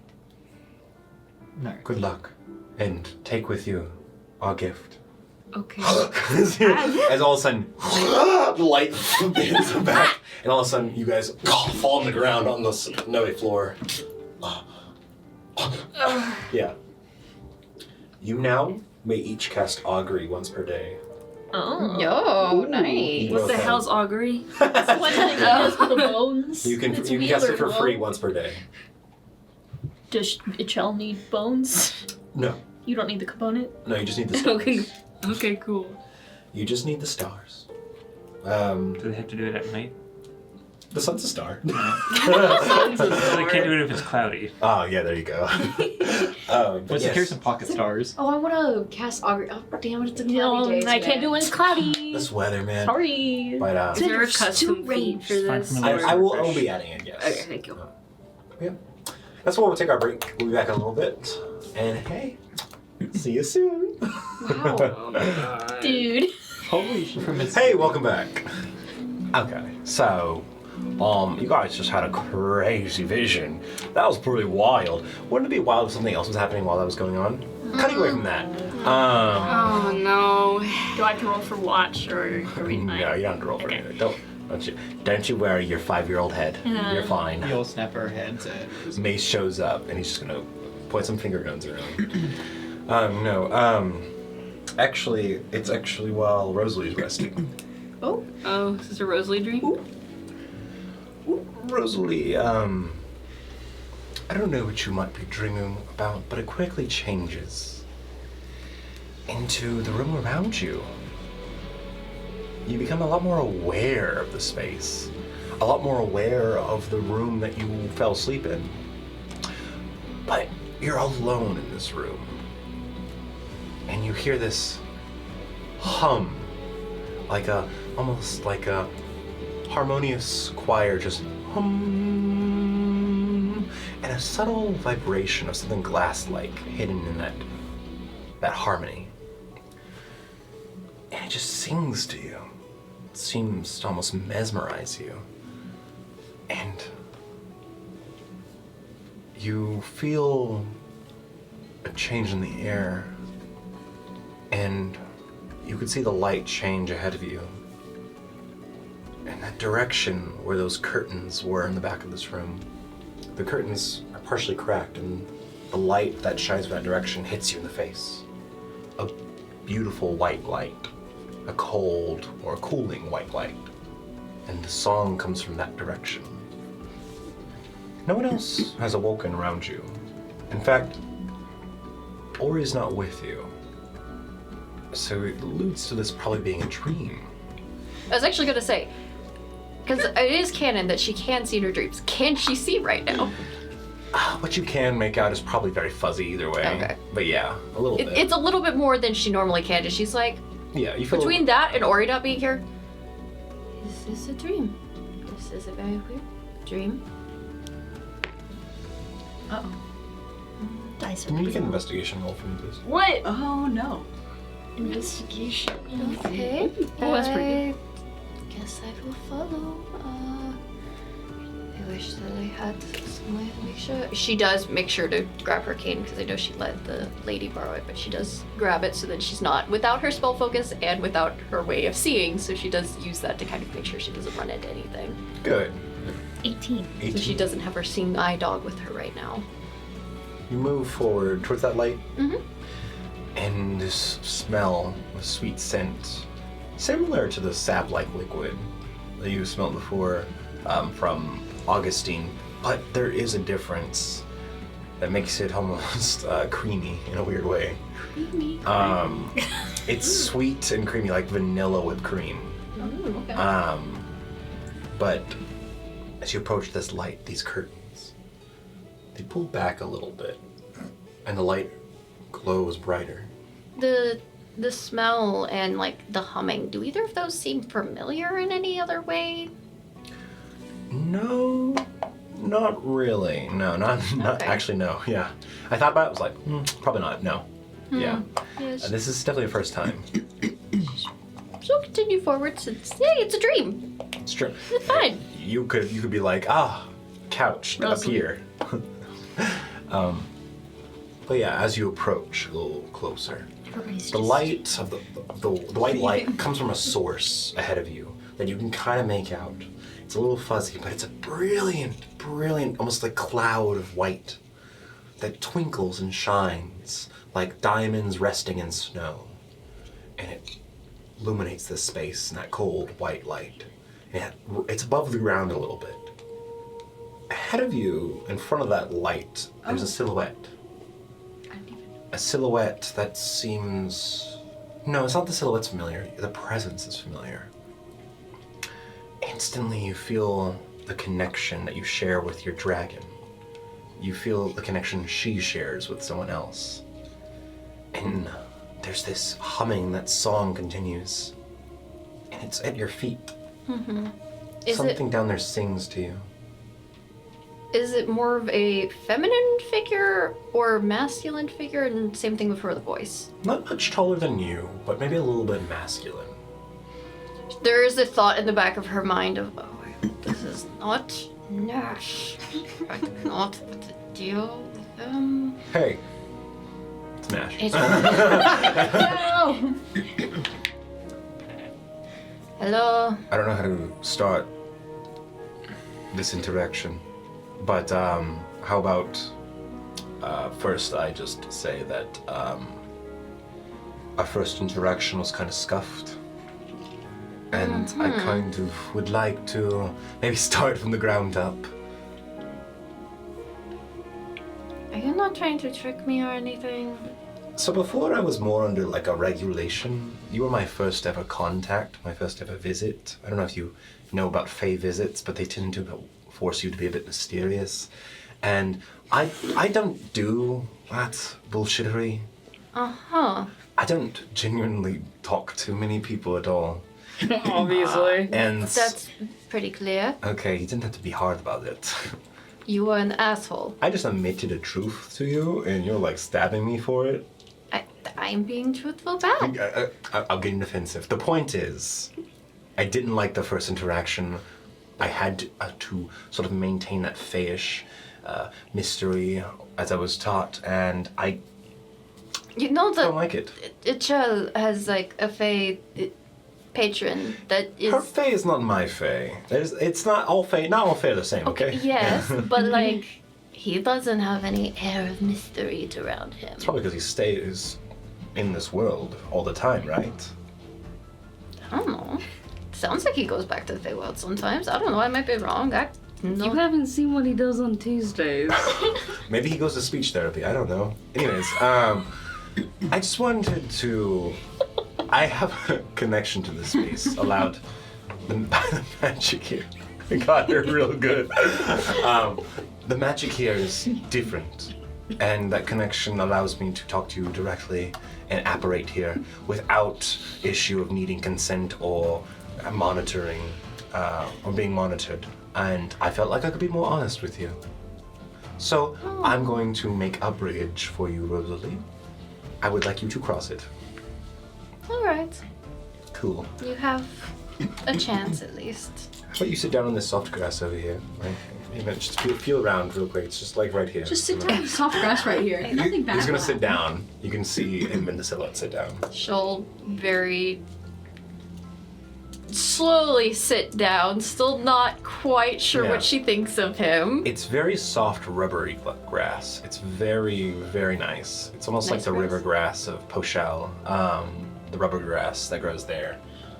But as you guys sit down, you feel like little rocks in the grass in certain areas growing out of the ground, and they vibrate. That's where the songs are coming from. These little rocks, like these crystal-like glass structures that come out of the ground. No doubt you heard their song. Yes, I was a little curious about that.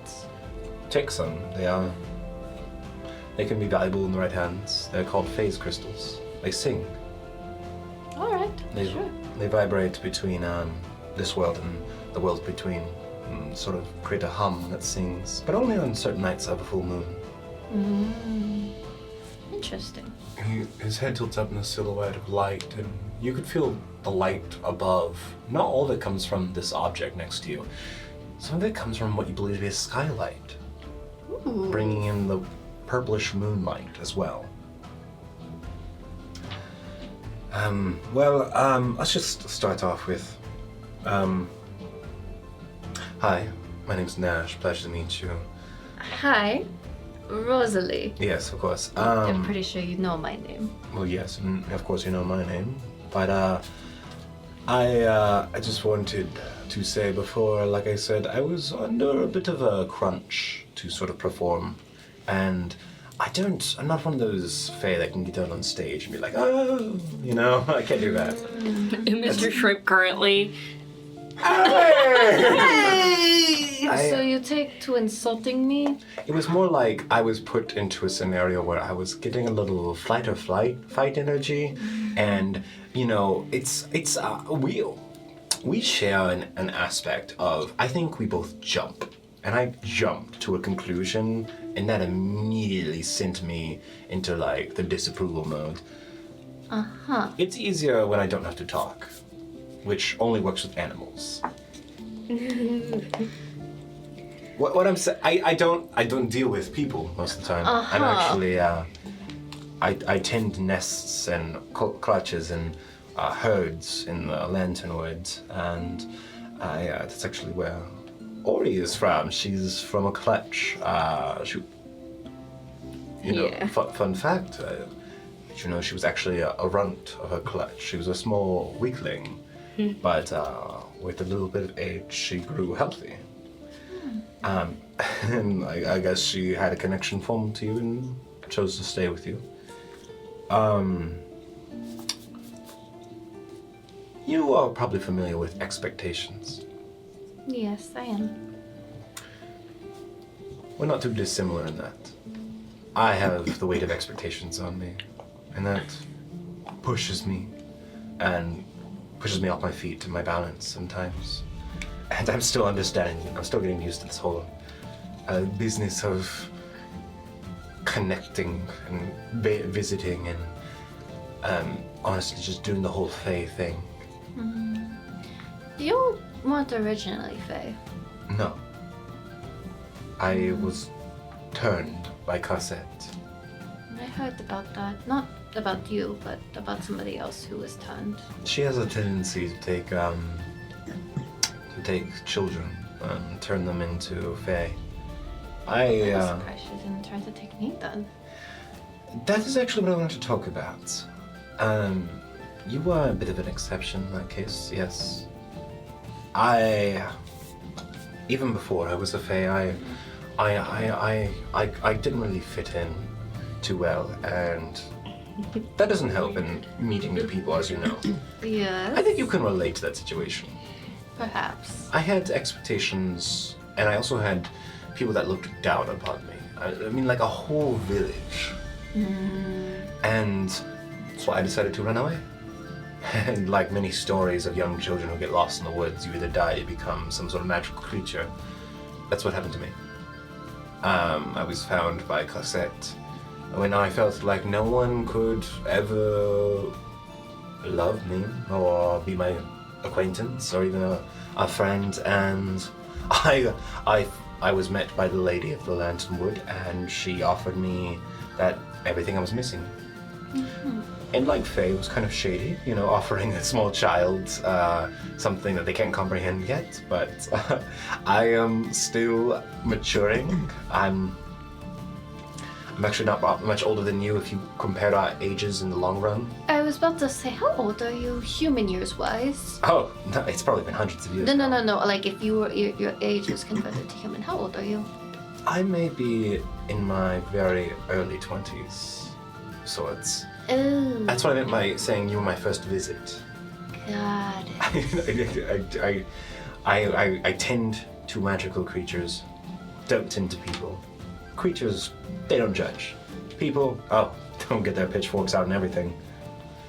So yes, I came off a bit strong because I think, I'm trying to communicate this honestly, but I think I was upset that Ori decided to stay with you, and I didn't understand why. And I think Cosette had something to do with it. And she doesn't talk about her plans, especially not with me. And I was very, very, because you know you raise a creature, and you can hear Ori now, as Ori was behind you in this like light object, and comes down, and sort of nudges up between you two, and he actually does stroke her down the neck like a little parrot, you know. I brought her up from a creature that couldn't feed itself, and I felt sort of betrayed.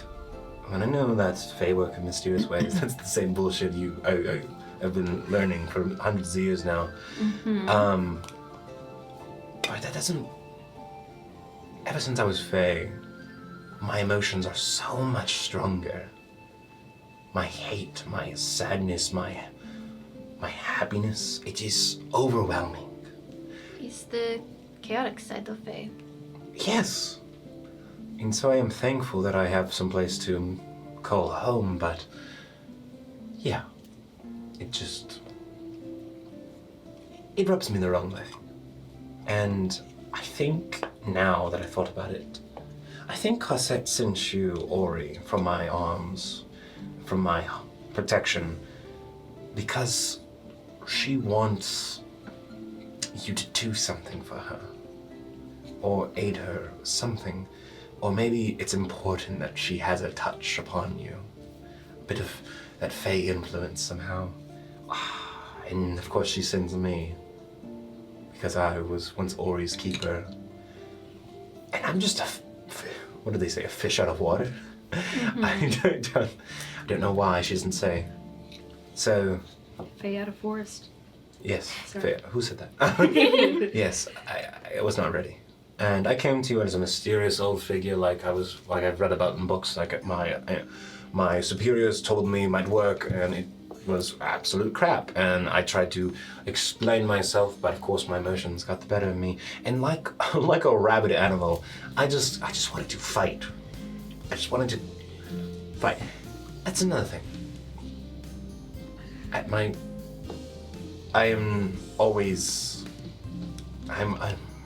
a victim of my own instincts and my own emotions. The clarity of reason doesn't work well with Fae. And I don't know if you can relate to any of this. I can in a way. Well, I'm glad someone can. Because you'd be probably surprised to know that the Fae world is filled with bickering cold shoulders and hilarious one-time games, and connection is malleable, random. One day you can be a friend, the next day it would be fun to be enemies. I could see that it's similar in the world of nobility. No doubt, that's probably why so many Fae love this aristocracy of this the Velstian Empire, I guess. Look, let's just finish it there. I don't want this to be a bad relationship, since it has to be a relationship of sorts. But moving forward, because Ori is with you, I think Cosette believes you owe her something. And Any ideas what that is? she doesn't talk. She hasn't talked much since the eruption, if you remember Mount Ekrine. I do. Yes, that destroying half the Lanternwood definitely does something to the Queen of the Lanternwood, and she has become very reclused.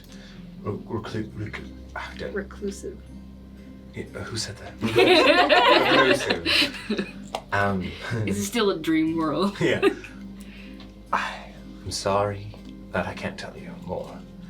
I just want you to know that I'm not an enemy. I am a situational...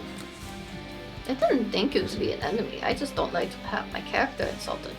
Especially by someone who seems to not know who I am. I'm very opinionated. Uh-huh. That's still You can't tell me you're not. I am.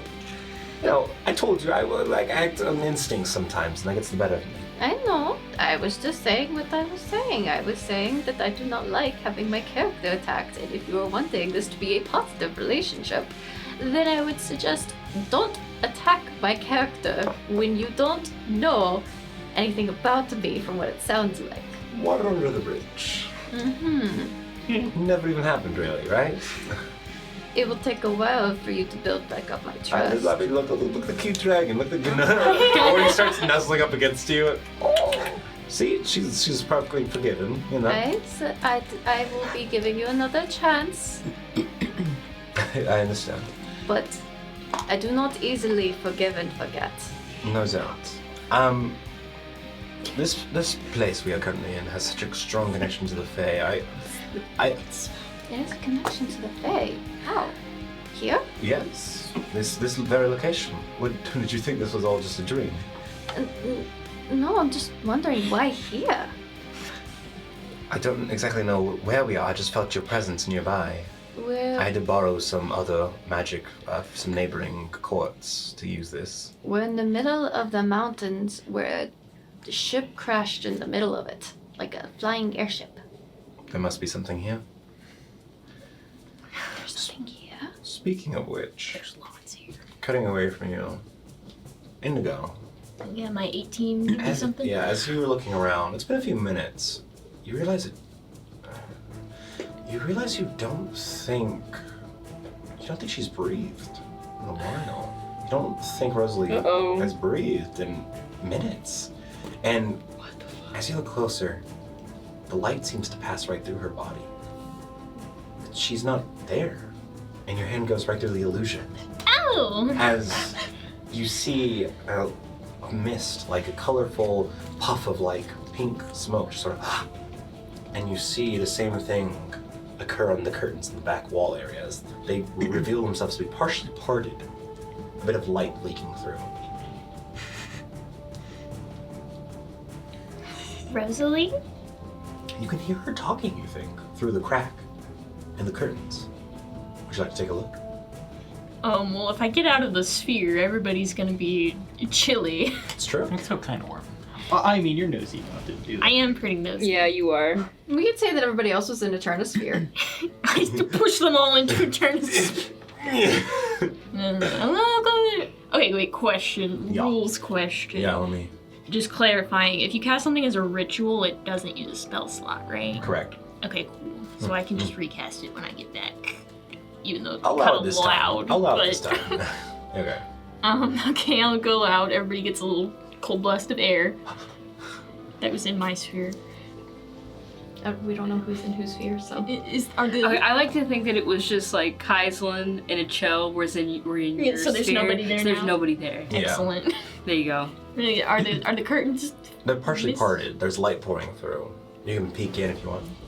As you look through the curtains, you now hear a soft song, a hum.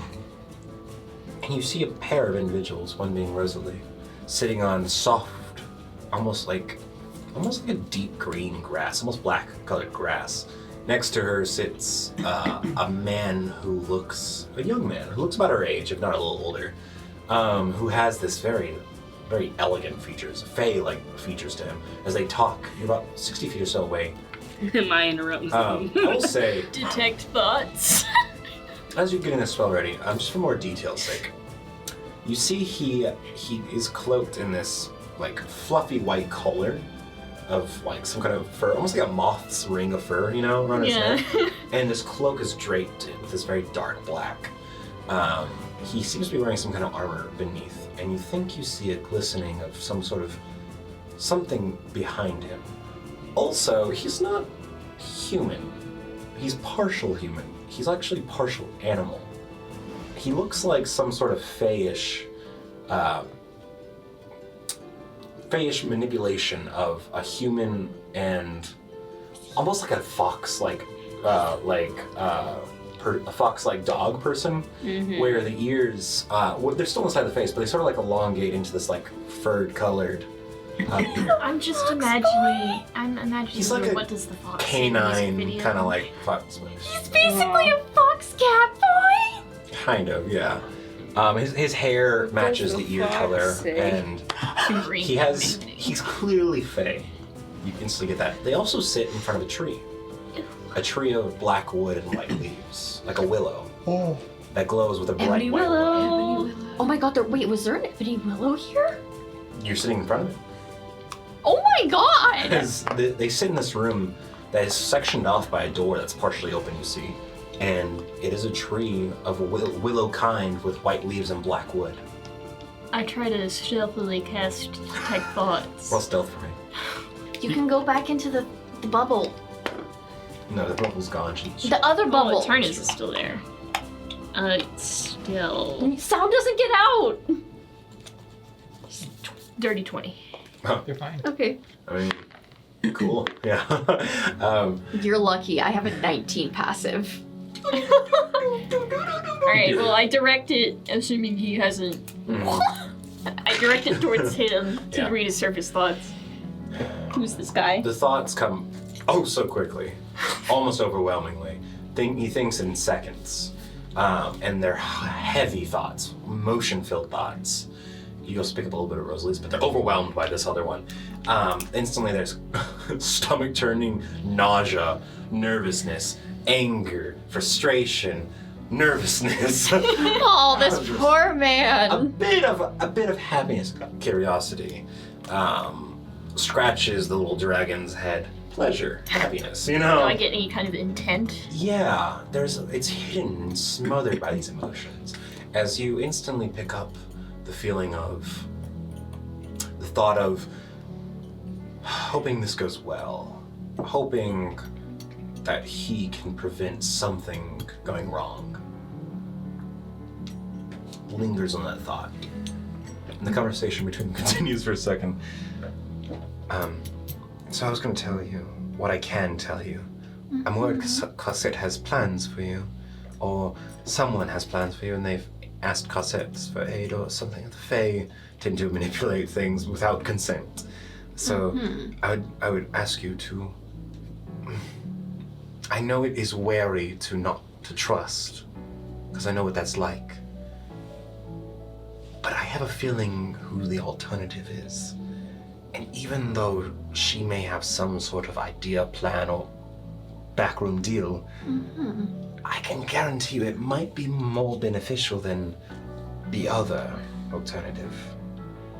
I'm not trying to say what's right or wrong, because I know you, like me, you probably don't believe in that.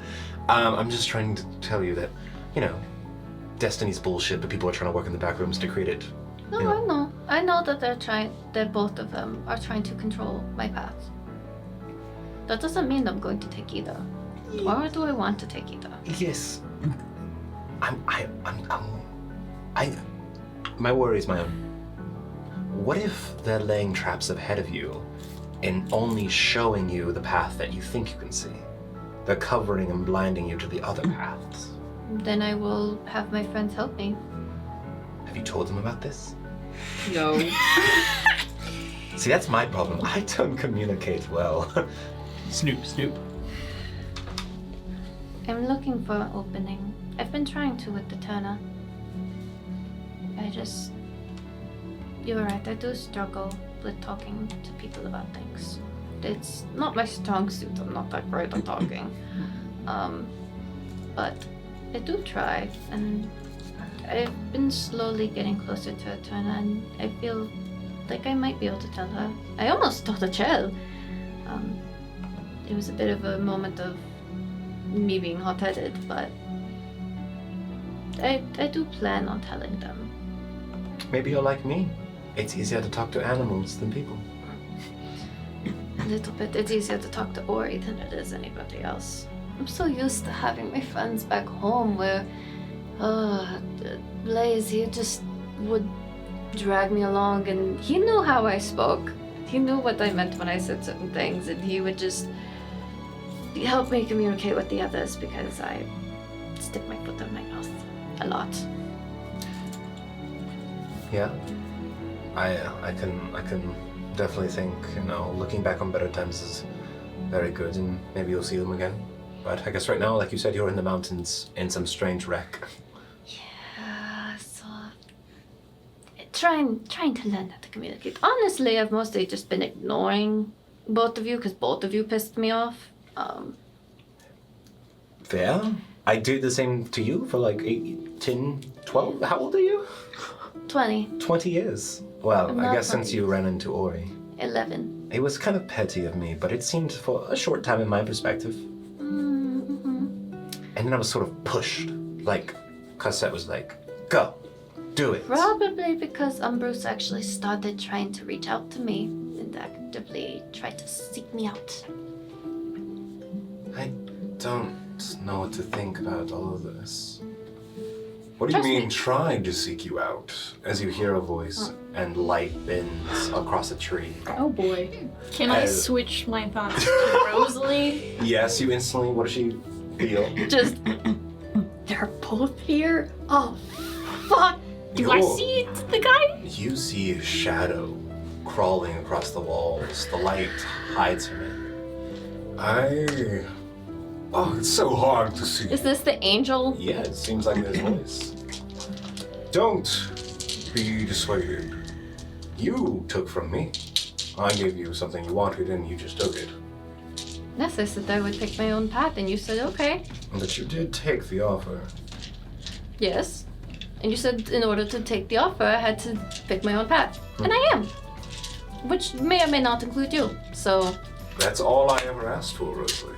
But don't you see, as the shadow bends across this tree, its light kind of dims, these people are lying to you. Or maybe they aren't telling you the full truth. I've told you everything bluntly. He can't even tell you the full truth. And what you could be getting into is just destiny, and we all know what that fucking leads to. and that doesn't mean that I trust either of you. You don't have to trust me, Rosalie. You just have to know what I say is real. Fae can't be trusted. They make deals behind your back. You That's say all. that I'm a fae. You? A Fae? Is that what you think you are? I mean, technically, possibly, yes. My ancestry is. The man before you is more Fae than you could ever be, Rosalie. Yeah. And he was not even born Fae. No, the real Fae will sell your soul without you knowing. You should ask your friends. One of them deals with Fae, right? I'm sure he loves playing tricks behind her back. You should dig deep into the backstory of all your allies. You can't trust people nowadays. Mm-hmm.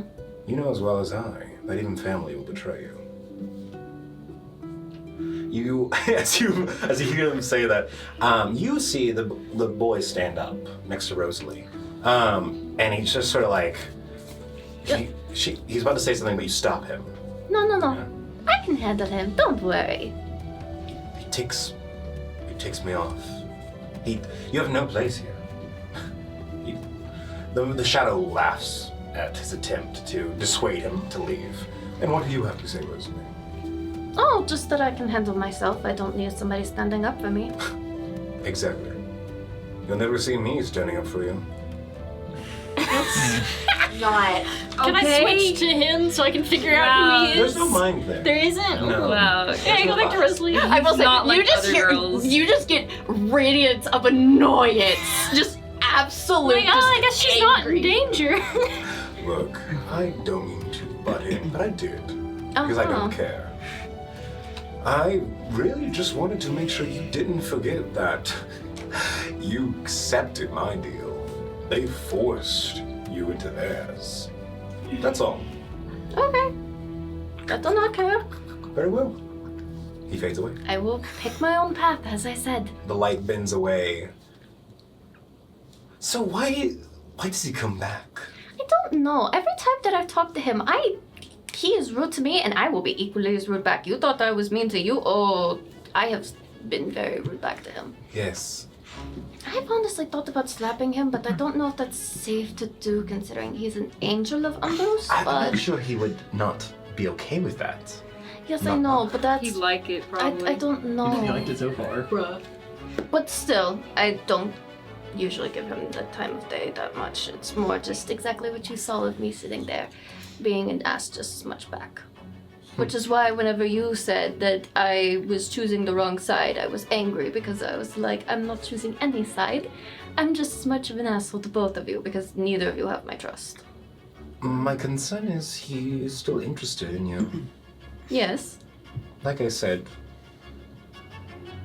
well, you already heard what I said. He might just push you into the hole he wants you to go into. I don't know. Maybe he'll just leave you in a room with one door, and that door is the only door you can go through, and that's the door he wants you to go through. I don't know. Truly, I don't want either path that either of you can offer me. Because from what I heard from the fortune teller who warned me, I don't want either fortune that she said. I want to carve my own. Because I refuse to let either of those things happen. I wish I was like you. I am stuck at her hip. I am one of her 4. Cosette will never let me go, but I hope she doesn't grab you and take you. I am her hunter in the wind, as she says. But I don't want you to have a title like that. Because even though I was jealous and envious that points down to Ori, this one stayed with you, I don't want what... You have a good life, I'm sure. You have people that love you. Yes. You have something worth not getting lost in the woods for. Good talk. You gained a little bit more of my respect today. You're not as bad as I thought you were. That's good. You would be the first person. You don't have any friends? I don't talk to people. I told you that. Oh, what? Can I know the names of the other 3? Because I believe one of them I might have met their mom. What are they? No, I don't talk to people. Let me He think just said he What- doesn't talk to people. What and you're was like, the what are the name names of these people? Of the person? It was like her son, Lander. Lander. Do you know Landa? Landa, I think. Because Rosalie would remember this. I don't remember names. Yes. Yeah, I think I do. He is one of Cosette's gods. I am one of her gods, but really we're just her tools to do what she needs. He is So you're like, she's an archfey, but you're like her demi-archfey. kind of, yeah, Okay. kind of. That's why that one scares me so bad, because he's not like a demiurge fair or whatever. No, he's an angel of a. He's the only angel of a god that is like very problematic, especially to my people. My people call him. What do my people call him? He doesn't talk to his people. Yeah. We often call him the knife in the shadows, as it was Ambrose who harmed Our Lady and He's tore the Fae apart. Words right now. He is. Because Our Lady Hexalti, who loved the Amber Lord, was betrayed by his brother Ambrose. So it's our creator has always been resentful. As he's like continuing on, I will say Rosalie does just stop paying attention, and she's just like, Hunter in the wind. Hunter in the wind, dagger in the shadows. Oh no, she's picked up that and is like, she was telling me to beware of both of you, possibly. And that's why I have just never actually approached them. And I He was traumatizing the whole time. but I should go. I can stay here for as long as I want, but I feel like we're reaching the end of this conversation. And I You do. should talk to I him. kind of enjoyed talking to you. You remind me of some people that I've known. That's good. Some people say I remind them of a rat. Damn. Like 2 people have said that to me. That was the end of the conversation. But All right. Interesting. That's very rude of them. the Fae aren't always nice. Insults are part of the common language. I mean, Sylvan has about 300 curse words for a reason. Yes, and if you have regional dialects, you can triple it, you know. I did not know that. I don't. Despite knowing Sylvan as a child, I don't really remember much. Most of them just make fun of genitalia. Yeah, that would make sense on my child would not notice. No, notice term identities. Yeah. Yeah. Well, I don't mind your presence. So if you would like to sometimes come around, you are welcome to. But I will not take kindly to you trying to boss me around or anything like that, or again making assumptions on my character without observing it first. Why don't we both agree to just never come at each other hot-headed? Sure. Because I definitely am prone to that, and I looks down at the little dragon. She has told me some stories about a fiery Rosalie. Sometimes can be a bit passionate. Sometimes. Since the first time we met, I retrieved some stories from Ori, and she fed me some knowledge. And I got to say, you have had some interesting interactions with people before. Okay, when you are a 4'9" little blind girl, yeah, you have to be fiery sometimes. I love that Ori just like gossiped behind her back. It's Ori. Apparently, you made that young Goliath gentleman cry himself out of school. Listen, he deserved it. I'm not saying he didn't. I'm just saying you came off like he used a knife. You came with a great sword, you know. But it's okay. I would probably do the same. Listen, I learned from my mother you do not take shit from people. It's true.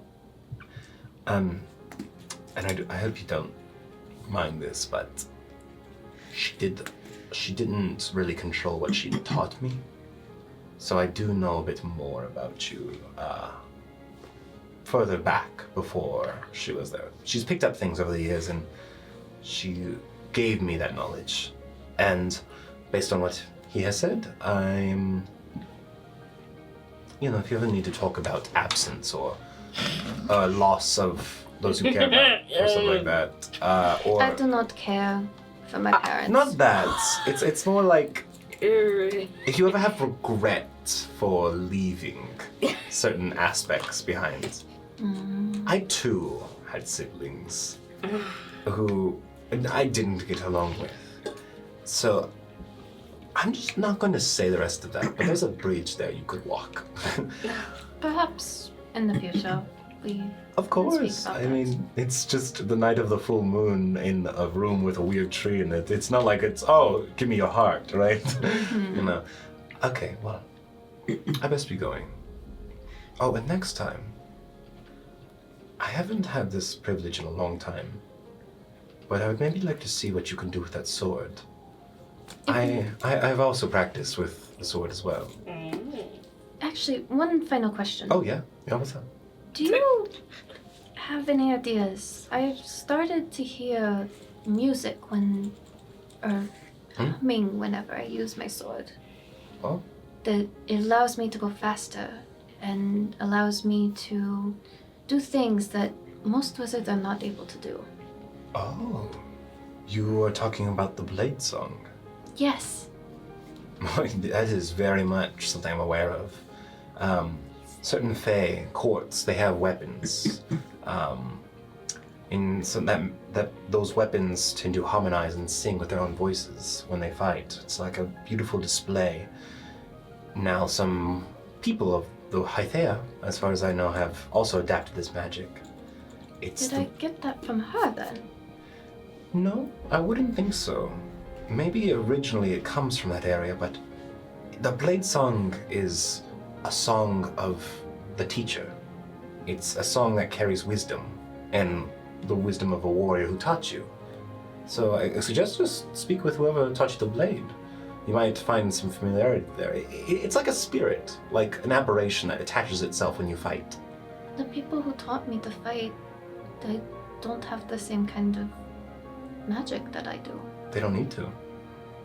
The Blade Song comes to those who know how to wield it, and its song is a manifestation of everything you've been taught. It will grow as you learn. The person who taught me doesn't need to know the blade song. No. Okay. It carries their knowledge with the blade. It sings their wisdom through you, and it shows their wisdom by driving the blade into someone's heart, you know. That's how it goes. It's a very cool thing. Sometimes I like to read a lot, actually. I read most of the time whenever I'm not taking care of animals. I have nothing else to do. Oh, we have a lot more in common than I thought we did. Really? Oh, well, I'll have to send you a list of some of my favorite books. I'm recently reading this fiction. Sorry, we were getting off topic. I should go. Yes, and if you would like to see my capabilities, we are planning on participating in the Mage Games in Teo. What's that? It is a competition between all of the best mages in Teo that Sorry. Whoa, what was that? I moved my chair off the where carpet. we basically battle to see who is the best, and it is ranked, and you can see just how far you get. That I'm is cool. planning on participating in it and seeing how far I can get. So is some of our other party members. So Wow. you would like to watch? I know it's not that far from the Lantern Woods, and maybe you can. I don't know how. She might let me go out. You can say it's to assess my abilities if you need a reason out. That's a very good reason. I'll try. It's been so long since I've seen a people city.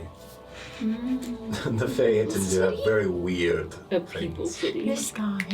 He doesn't get out much. I don't go to the people cities that often. This guy needs You some might friends. need some sort of like disguise, because you Huh? You can see the silhouette. yeah, she can probably see the ears. Yeah. Are you?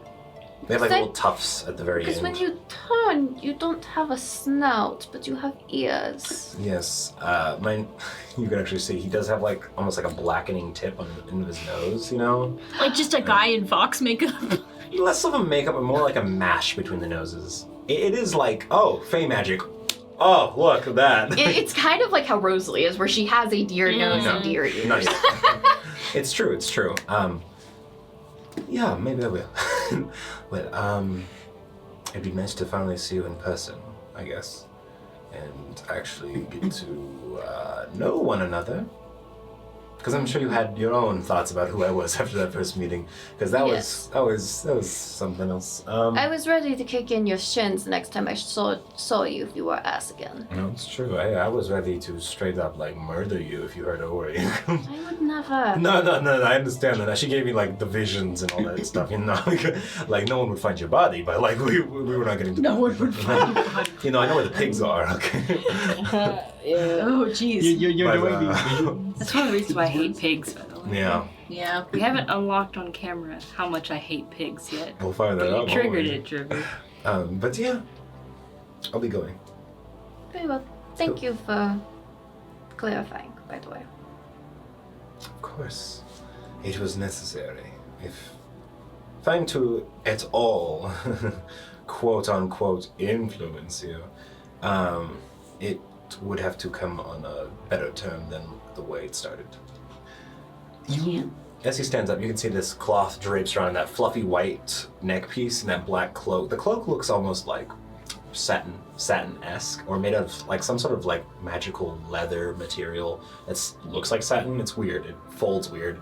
But you can see the tip of a very sharp blade hanging from his waist, and he has these fancy little boots.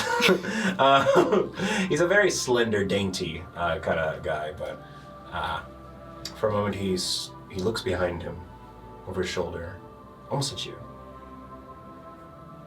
But he shakes his head, and he walks towards the tree, and he quickly becomes mist as it fades away. As he disappears, the tree is still there, but the light dims down and no longer glows. You're now alone. No, you're not. She'll go walk back over towards her body. She's coming over. I'm just standing here.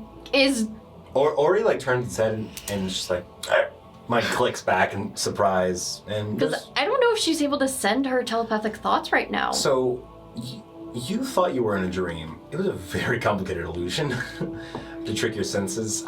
Yeah, he kind of cloaked the entire field in hallucination terrain, Oh. basically.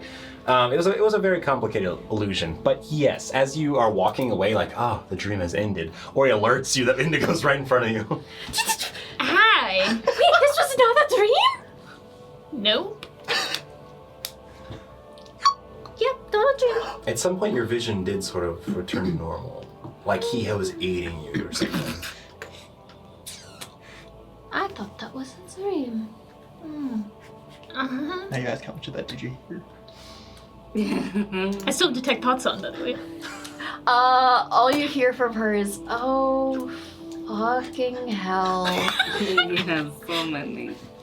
So much What knowledge. did she hear? So how long were you planning on keeping these little dreams a secret? You know, I share all my dreams. This is only on the second watch, guys. We have 4. So, they aren't normally dreams. And this is only the second time that I've seen Nash. Nash. And the last time I saw him, I kind of almost punched him in the face because he was being an asshole. I gathered that from the conversation about how you talked about how you almost killed each other. Yeah, and then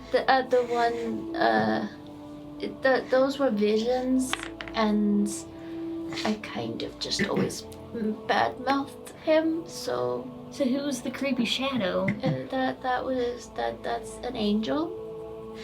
I talked to Eterna about it a little bit. Now it's her fault. Now it's Eterna's fault.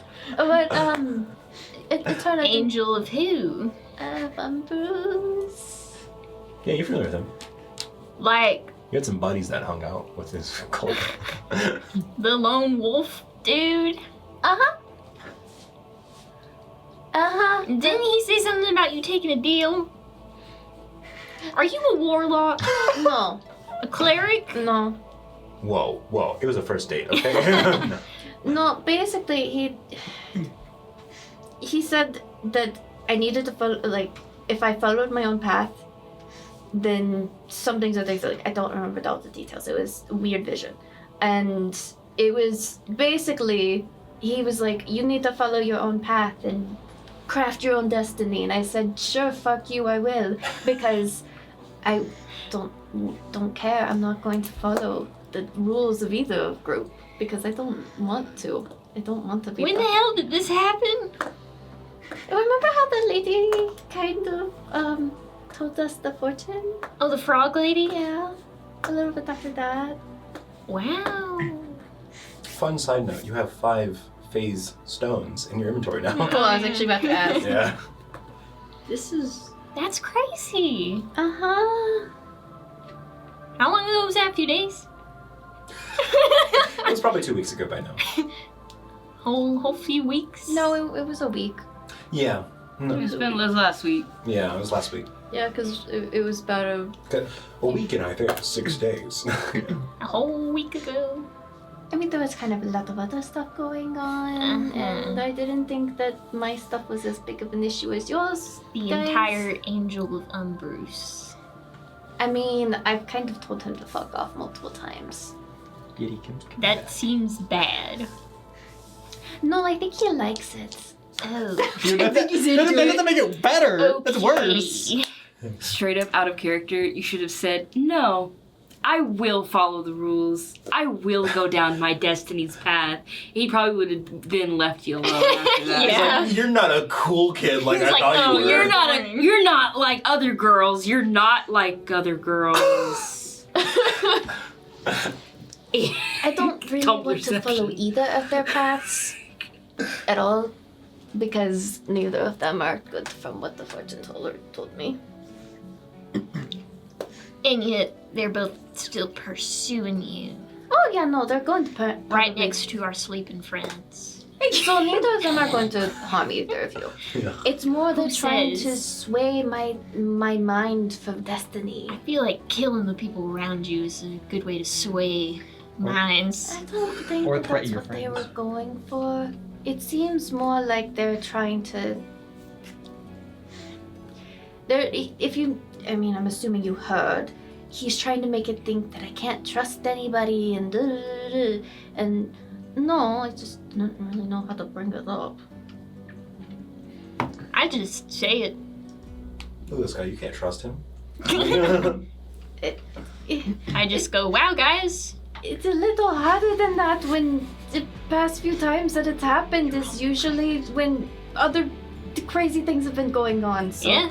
I haven't really been able to have a chance, and then I also just didn't know how to bring it up. And the first time it happened, I was still kind of unsure of how I felt about everybody, but it's been a lot these past few weeks. It hasn't even been a month since we started traveling together. Yeah. Well, now I know. Okay. In the vision, I saw, not the first one, but the one with the frog lady. She warned me of them, as I told you all. Yeah, I remember you gave us some cryptic. She went on to warn me that either path that I went down basically led to danger and death. for basically everybody that I cared about. Okay, see, so that's the part. Which is what I was trying to avoid, so that's the reason why I've kind of been rejecting both. And also why I was scared of telling you guys, because I didn't want you guys to hate me. Huh? I didn't want you to leave, or hate me, or think that I was bad. Bro, Hope intervenes. Have you seen who you're traveling with? We're a bunch of fucking freaks, and you're worried we're gonna leave you because you're a freak. You got the one with tight monstrosity over here, who just put their hand to a guy's mouth to pull up. Bruh, she's a flight risk. Chill tried to eat Geislin. I know, but I'm seeing things and talking to dead people. yes. You're also 5 years old. I'm also 5 years old. Let me count people. No, but the first time when we first learned the vision, we really hadn't, yes, we traveled together to Lestron, but we didn't really know each other that well at that point, and we didn't know all those things about each other that we did, and I thought that you guys would leave, and then I just never knew how to bring it up after that, so I didn't, and it was... Alright. By the way, the exhaustion hits you like a truck. Of course it does. Yeah. Hold on, I'm trying to find. Though, because you're superior. You're superior being. You need to drink, eat, or breathe. She specifically mentioned that there's something that's going to happen after the seasons change to be warmer, is what she said. I'm reading through my old notes because it's been a long Was time. that in the part, the No, it's not. poem that you gave us? No, it was not. I left out a lot. Okay, so that's still a few months away, right? It could be soon, because it's currently getting warmer. Oh wait, yeah, it's spring. Or it might be the end of summer. I don't know.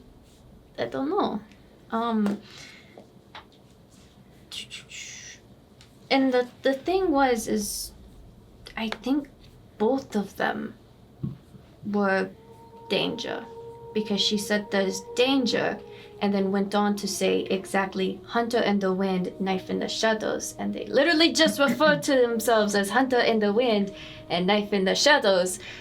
So I think both of them might be possibly dangerous, which is why I'm trying to keep them away. And also the other reason I didn't want to mention is I didn't want anybody else to get involved. And so I didn't want you to risk getting hurt. I think we do. Yes. So that I'm apparently going to be tested within the year. Tested? I don't know what that means. That's all she said about that. Both of the paths were very dangerous though, and I mean, it's Faye and Bruce. So. And she said one path is dangerous, violent, corrupt, and the other one is dangerous and heavy on the heart, which makes me think that would probably mean a lot of people would probably die. And kind of why I was scared to say anything. Alright. Well, that's And she told me that I should learn from them and learn about them, so then I could make sure that basically learn about thy enemy thing, you know. So are you like leading them on, or as they say? Which is why I've kind of been being an asshole to both of them. Alright, cool. That sounds like a good plan. But yeah. And the shadow guy has come twice, and both times I've kind of been an asshole. And as I said, there was one thing that was like, oh, we'll grant you something. I think it was, I don't remember what it was. Me out of character, I'm blanking on what it was. He offered you like a flame, like of It was passion or kind something. of Here, It's like a concept. ambiguous, here's yeah. the fidget spinner. Take it. Yeah. Look at this. But he was like, I like the fact that you're trying to follow your own destiny here. And I was like, okay, whatever. Just because, I mean, the way that he worded it, there was no entanglement, yes. It was exactly what it was. It was... Did you get some weird powers from it? Like... Nothing's come of it yet. Okay. And then the other one, it sounded like I kind of already got stuck in the deal, but that's because I was a child when it happened. Right. So, and that's where Ori came from. I can't really get rid of her. And I don't want to. I know how to use a gun now. So, yeah, that's everything. I mean, Very cool. I've talked to them a few times. He keeps kind of doing like, woo, and I'm basically mean to him every time he comes. And then, as I said, Nash, you know that day that I was really cranky with the rabbits? Which time? With the rabbits when I came in? Which day? I was not cranky the entire time. Which day? When we were under the rabbits. There were multiple days that you were cranky there. No, I wasn't. I was only in a bad mood one day. Indigo only remembers in like moments of high emotion. You know, it's hard to tell these When investments. the two of them were doing weird things with watching the stars. Oh, they're doing that right now, by the way. I don't know if they're like abducted or dead or anything. I'll probably go check on them. Dude, I like think that they're like We never like told you this. that. Like Yeah. seancing. Like seancing. Under the full moon. Under the full moon, Kaislin's being slowly taken over by the full moon. The one where Kaizen tried to talk to me and I just basically threw my spellbook at him. Ah, right. That happens every night, though. So, You did beat him quite a lot. We're gonna have to call someone. I had heard a weird voice coming from a rock, and I thought it was something to do with like my blade song stuff, and so I was like, oh, I'm gonna go check it out, and it wasn't. It was some weird rock thing. Like the mage rock thing? Yeah, I kind of heard voices coming from it. Well, Yeah, I passed the test though. there was a test. I mean, I didn't get anything from it, but I didn't go crazy. Anyways, he was trying to be all weird and mystical and pretended to be one of the rabbit people, and then I got angry because I could tell he was like one of the rabbit people, and like he wasn't who he said he was, and so I was getting angry at him, and then he de-transformed and started yelling at me, and we basically got in like a screaming match, and I stormed off afterwards because he said that I would kill Ori to save my own skin. And then you physically assaulted Kaislin. I did not actually hit him with the book. I just tossed it to him so he could look at it. Dude, he has a black eye. What are you talking about? I bet that was from you. The delayed black eye. I'm gonna tell the police it was from you. Alright. Well, you look tired. I am. Why don't you go get in a Turnus bubble?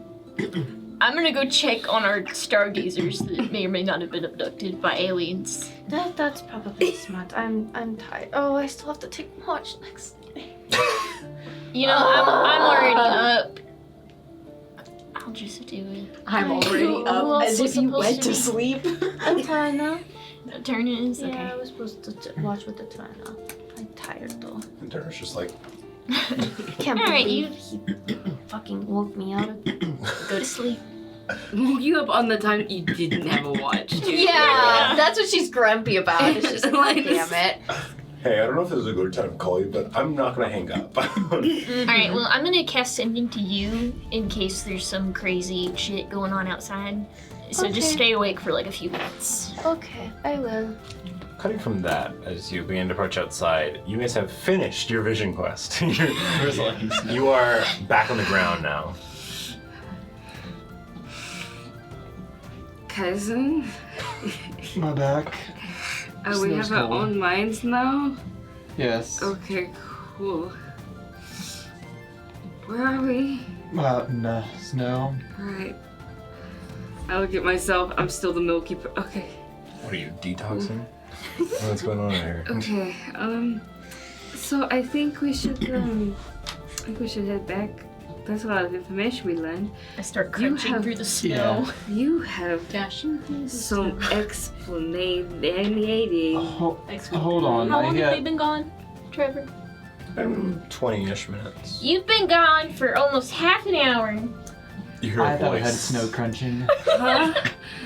Oh, also Indigo, you don't see each other. Where's the chill? You see something alien and strange Oh. that takes the image of Cho. This Oh, isn't a that's- Cho you haven't seen yet.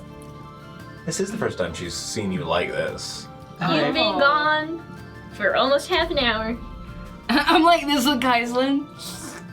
Rosalie had some weird dream quest. Vision. Indigo. And you're just like, it's just a chill. And you're just out here seancing? All we're done Perhaps. now. Oh, was there actually like a seance? No, like just So we weird looked visions. at the moon long enough to gain information that is relevant, but I'll You can tell do it that? tomorrow. Yes. I stare at the moon. I mean, not like It's- that. They're gone now. They're gone. Hey? The flying saucer's gone now. The aliens. Aliens, they black. The aliens. Huh. The 13. The 13. Why did you come inside? As you guys Yeah. are staying on here, you hear a sort of like a whisper. Oh, sorry, this is not the right music. Oh, are we about to get... You hear like a little whisper in the wind. I was thinking that. It's a subtle call, and the wind blows cold. It's like a sort of freeze up moment.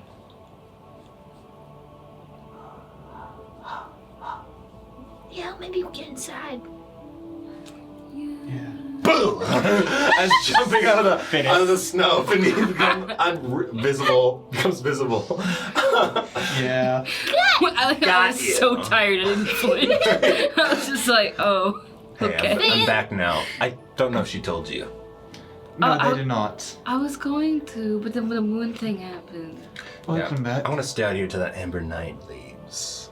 Oh, hey, do you have the soap? Yeah, I gave it. I have it here. Oh. Rosalie was busy when I came back. And it sounds like they're still busy. You know, It it's should in my have pack been. back in the. Well, Well, thanks for the soap. of course. That Very was the nice of you. craziest shit. What they did? Did you see the two? I saw a little bit of it. Were you there with us? No. Okay. Wherever you guys went was you alone. No, you you went guys- somewhere? Yeah, we went on like an astral projection trip to Kinda. the beyond. It's pretty neat. Okay, look at me and they go, never do mushrooms.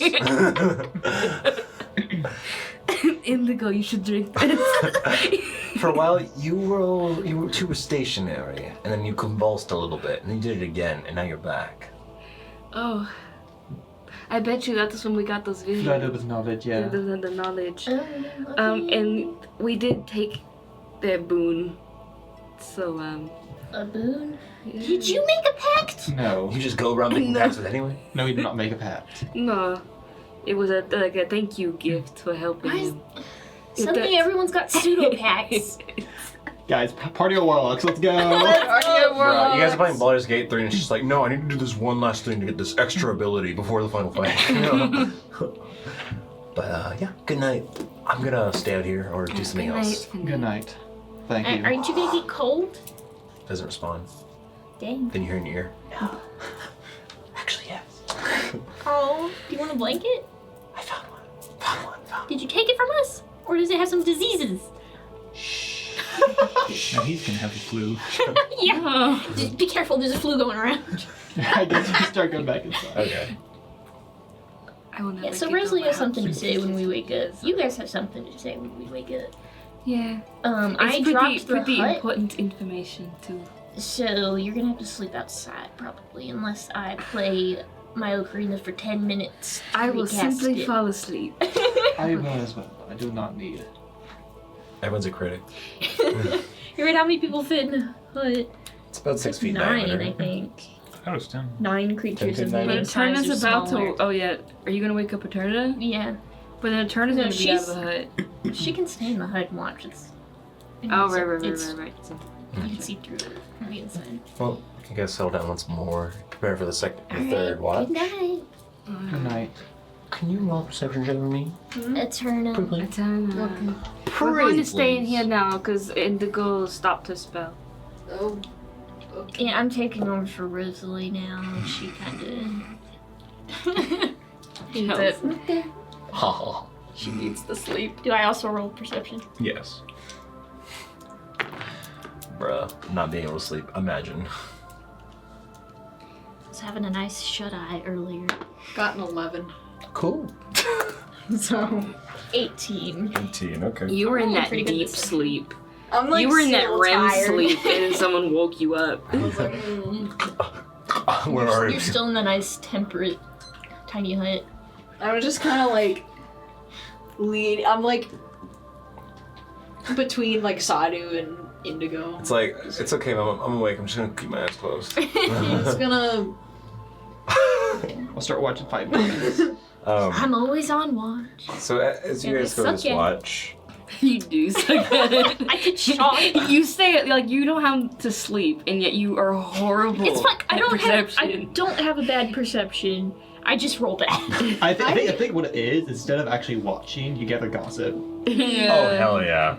But yeah, as you're watching, Eterna, you kind of help, kind of don't.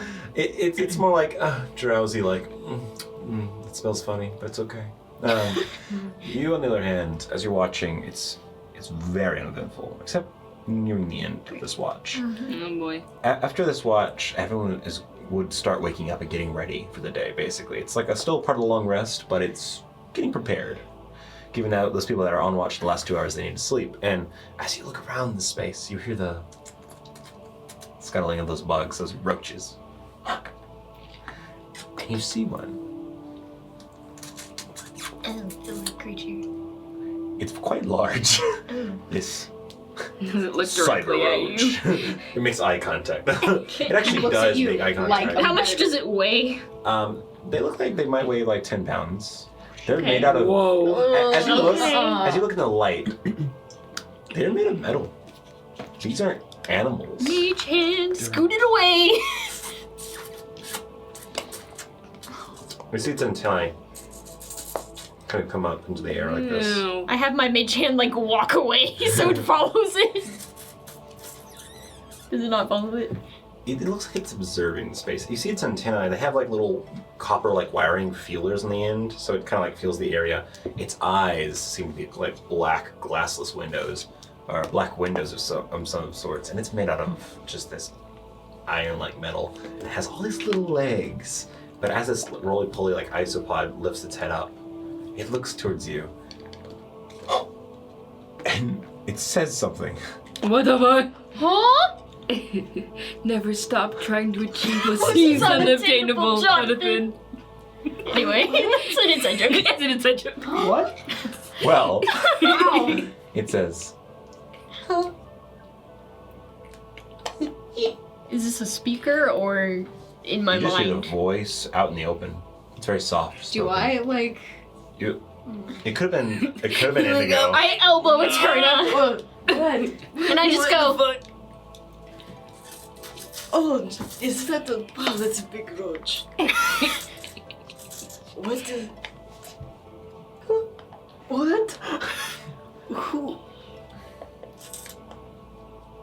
I can't see a just- sphere, by the way. He just, it was just calling out, and it scuttles away. You heard it Yes. talking, right? It was... What did it say It anything? said like just... hello. Hi. Hi. Hello. Oh. Hello. What are we supposed to do with that? I don't know. I don't like it. I think we just got to be watch for roaches Shit. as we progress. Okay. I don't like roaches. They're kind of like the scum of the earth. That's like Fun fact. a way to say it, but yes. They're gross. Yes, that was a metal They're roach, roaches. though. Yeah, that makes it even worse. Indigo's programmed with that hate. Hate for roaches. Hate for roaches. That's what you need to be a person. That's a part of your integral programming. Nothing else happens. Alright, well. Your watch comes to an end. Some people begin to rise, most of those who actually slept the whole night, as Yeah. in, no one. Wait, yeah, no one. Augustine. Oh, wait, no, she had the Augustine was first up. one. She did commune for a little bit, where she might have just napped for 30 minutes. She said, I'm gonna commune. I will say she does wake up earlier due to her maybe training. That's why she said don't wake her. Oh, yeah. She gets up and starts doing push-ups. She comes to, you see her without This her, bitch. you see her without her armor. She wears this like black, like almost turtleneck like cloth that makes the armor not chafe, you know? But as she rises up, you're awake already. Oh yeah, I was on the last one. Oh. We saw a weird metal roach. It said hello. I saw one of those on the, what? It spoke to us and said hi. Hello. Like I said, And then it ran away. some things are still moving on this vessel. Yeah, I don't like it. We are going to watch out for roaches. You think they'll I'm all gonna- like get hive mind mad at us if we kill one? I don't Quite think that's ever possible. happened in all of space-time now. Well, See, I here's don't the know. thing. I feel like we don't kill it until it comes after us. Good point. So far, they're only saying hi. What if we get unique dialogue if we kill one? I'm gonna start getting ready. I'm going to head out, like I said, at first light. Okay. No doubt that your group has to rediscuss your plans Yeah. going forward. After Question. You know the most about this. Do you think old Griff will be coming back here, or do you think he got what he wanted? No, he will not come back. He's a single-minded beast. He has what he wants, he'll leave. And he'll go So wherever he he's did supposed to get go. what he wants? I assume so, since he didn't come kill us in the night. That's true. So, he's gone. With, Okay, good. yeah. I will make sure to tell the Order we need serious knights. Yeah. More strong. We might even need an arbiter. A highest grade of Amber Knight. Just gonna start getting her armor on, pieces together as you guys start coming to. And Whenever she goes to set off, Rosalie will give her literally a stack of letters. I was just about to ask. Wow. Thank you. I will make sure they are delivered correctly. Thank you. I appreciate it. Are you out of ink? No. Oh, okay. She's got a fancy quill. They both do. Oh, that's good. I Right, can also always make my own if need be. of course. Thank you for saving me. Once again, your names will be known by the Amber Loyalty, and Is that a especially good the thing whole or a of the bad tip. thing? It's a good thing as long as you're good people. Oh, damn it. I'm joking. I'm joking. How did you commit text strike? Was it you? Those are our top She the Amber Loyalty, not the IRS. And You met our subdivision. there's the fantasy IRS, and then there's the tax collectors, which is the Amber Loyalty. Angel, have we talked about what tax is? You haven't been paying? You haven't been paying? They don't I'm know the not- taxes. What? What am I supposed to be paying? I don't have an income. I'll be going, but I wish you all good luck. And I know I spoke to only some of you for a short time, but you're a good group. I hope that some of the people know your name quite well. Thank you. And Thank you. I probably won't be spreading it because unless you want me to No, say that you're fine. I mean, You do like, what you want to do. it's more like we sort of said we're gonna be a little secretive. I need to see what my masters think of the Amber Hold first, but the Amber Loyalty will know your name, which in my opinion is the best thing. So, good luck. You too. If you hear a hippogriff outside, they tend to sound like squawking hawks. That's just me coming by to pick up the bodies. So, Alright. Yes. Alright. good luck. Good done. She Good day. picks up her stuff, and as she came into your life, she leaves. And not laying on the ground and said, walking Glad away. she didn't die. I'm glad she didn't either. She was pretty hot. No. She walks away. What? Not what I was expecting first thing I in the mean, morning. what? You I have called a fox eyes. guy hot, okay? You keep calling him hot as well. Just because you said it. You forget she can read minds. As you guys are getting ready and discussing, it's been about an hour and a half or 2 hours since that roach was here. Maybe 3. Okay. Shit. Something He's back. What is What bad? the hell? Oh. Hello. It spoke to us earlier. The sphere is gone by now. It's Yeah. been Hello, 8 hours. little roach. Have you anything to say for yourself? I have my mage hand ready to like push it away. What are you, little guy? Hello. Baby talking. What? Hi. Oh, it's so cute. Does it speak? It's It's disgusting. like a weird cross between a roach and a roly-poly. Oh, It- gross. Can you speak to it in Tickerin, maybe? It's speaking Common. common. Yes, but maybe it's easier for it to speak in Tickerin. What are you trying to say, little guy? I don't trust that. Are you the cleanup crew? Follow. Oh, no. Let's See, seduce him. follow So where? it's crawling towards Indigo. It's going to try to crawl into Indigo.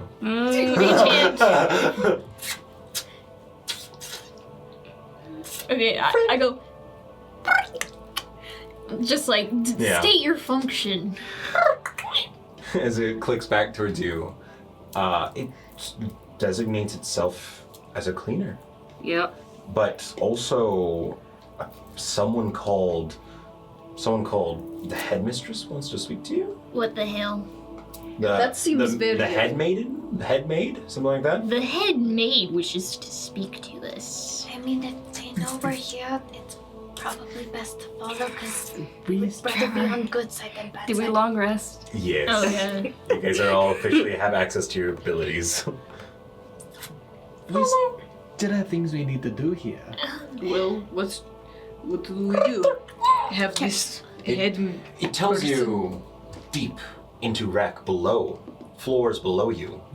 It's very blunt, but somewhere a couple floors below you is this head maid.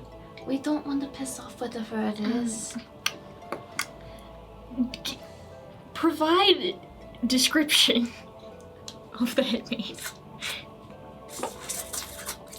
You hear like this hissing and clicking that echoes out through the hallway. Its antennas kind of shake a little bit. Oh great, it called More show up. Oh, As you no. see, like now 8 of them come together. They all stand up, and they make tones that collectively help to make a more functional common sentence. They speak together, providing each other with different tones. What the fuck did you ask? Provide a description of the head maid.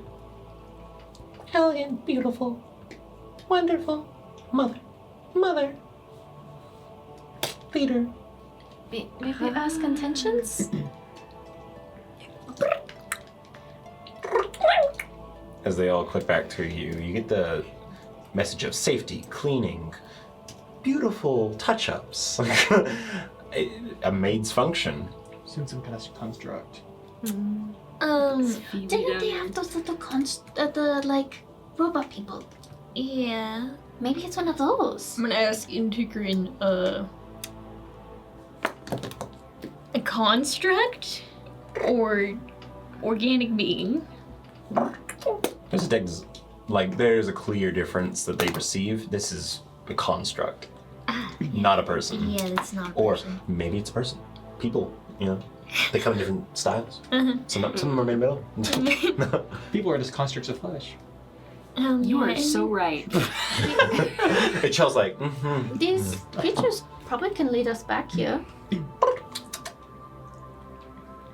Do we really want to follow the metal roaches? We don't want to piss off whatever is controlling them, because clearly they know we're here. Yeah, and they're all over the place. If they were willing to wait for us to wake up, we can have like another half hour. What are you wanting to do? I called up the vials. Oh, right, those. Oh, Yeah. and we also have a lot of information that we learned from a commune last night. Rosalie has something to say to you. Oh, look at that. We all have something to share. Isn't that great? Boy. Can it wait? we look at each other. If it's a place of safety, that might be better to wait till we get there. Floors the vials. below. Floors below. Hour. More. They're giving us 1 more hour. Okay. They I send think that's you. enough. a non-concerning message in Tickerin, which implies it's not prompted. It's not necessarily immediately. No, it's like, at your discretion, When come as soon as you can. convenient. Yeah. Oh, if you could meet them, you know. They said when convenient, we can Alright then. make our way down there. Alright, well. Out of character, are we actually going to explain everything? No, You I guys said can we just just go. need an info dump. Yeah, Yeah, let's just info dump for both Oh, sides. whoa! Whoa, we have all this information. Now we all have the information! Are you saying everything? Well, like, I'm saying everything about Sval, at least. And then Are you saying everything? she will let you decide if you want to release anything from your side. Because we can just, if you want to, Chell could ask beforehand to you privately if we just want to say that it answered one question and it was Sval's whole thing. No, seriously. Yeah. Because I know that's Chell saw and figures that that's a very touchy subject.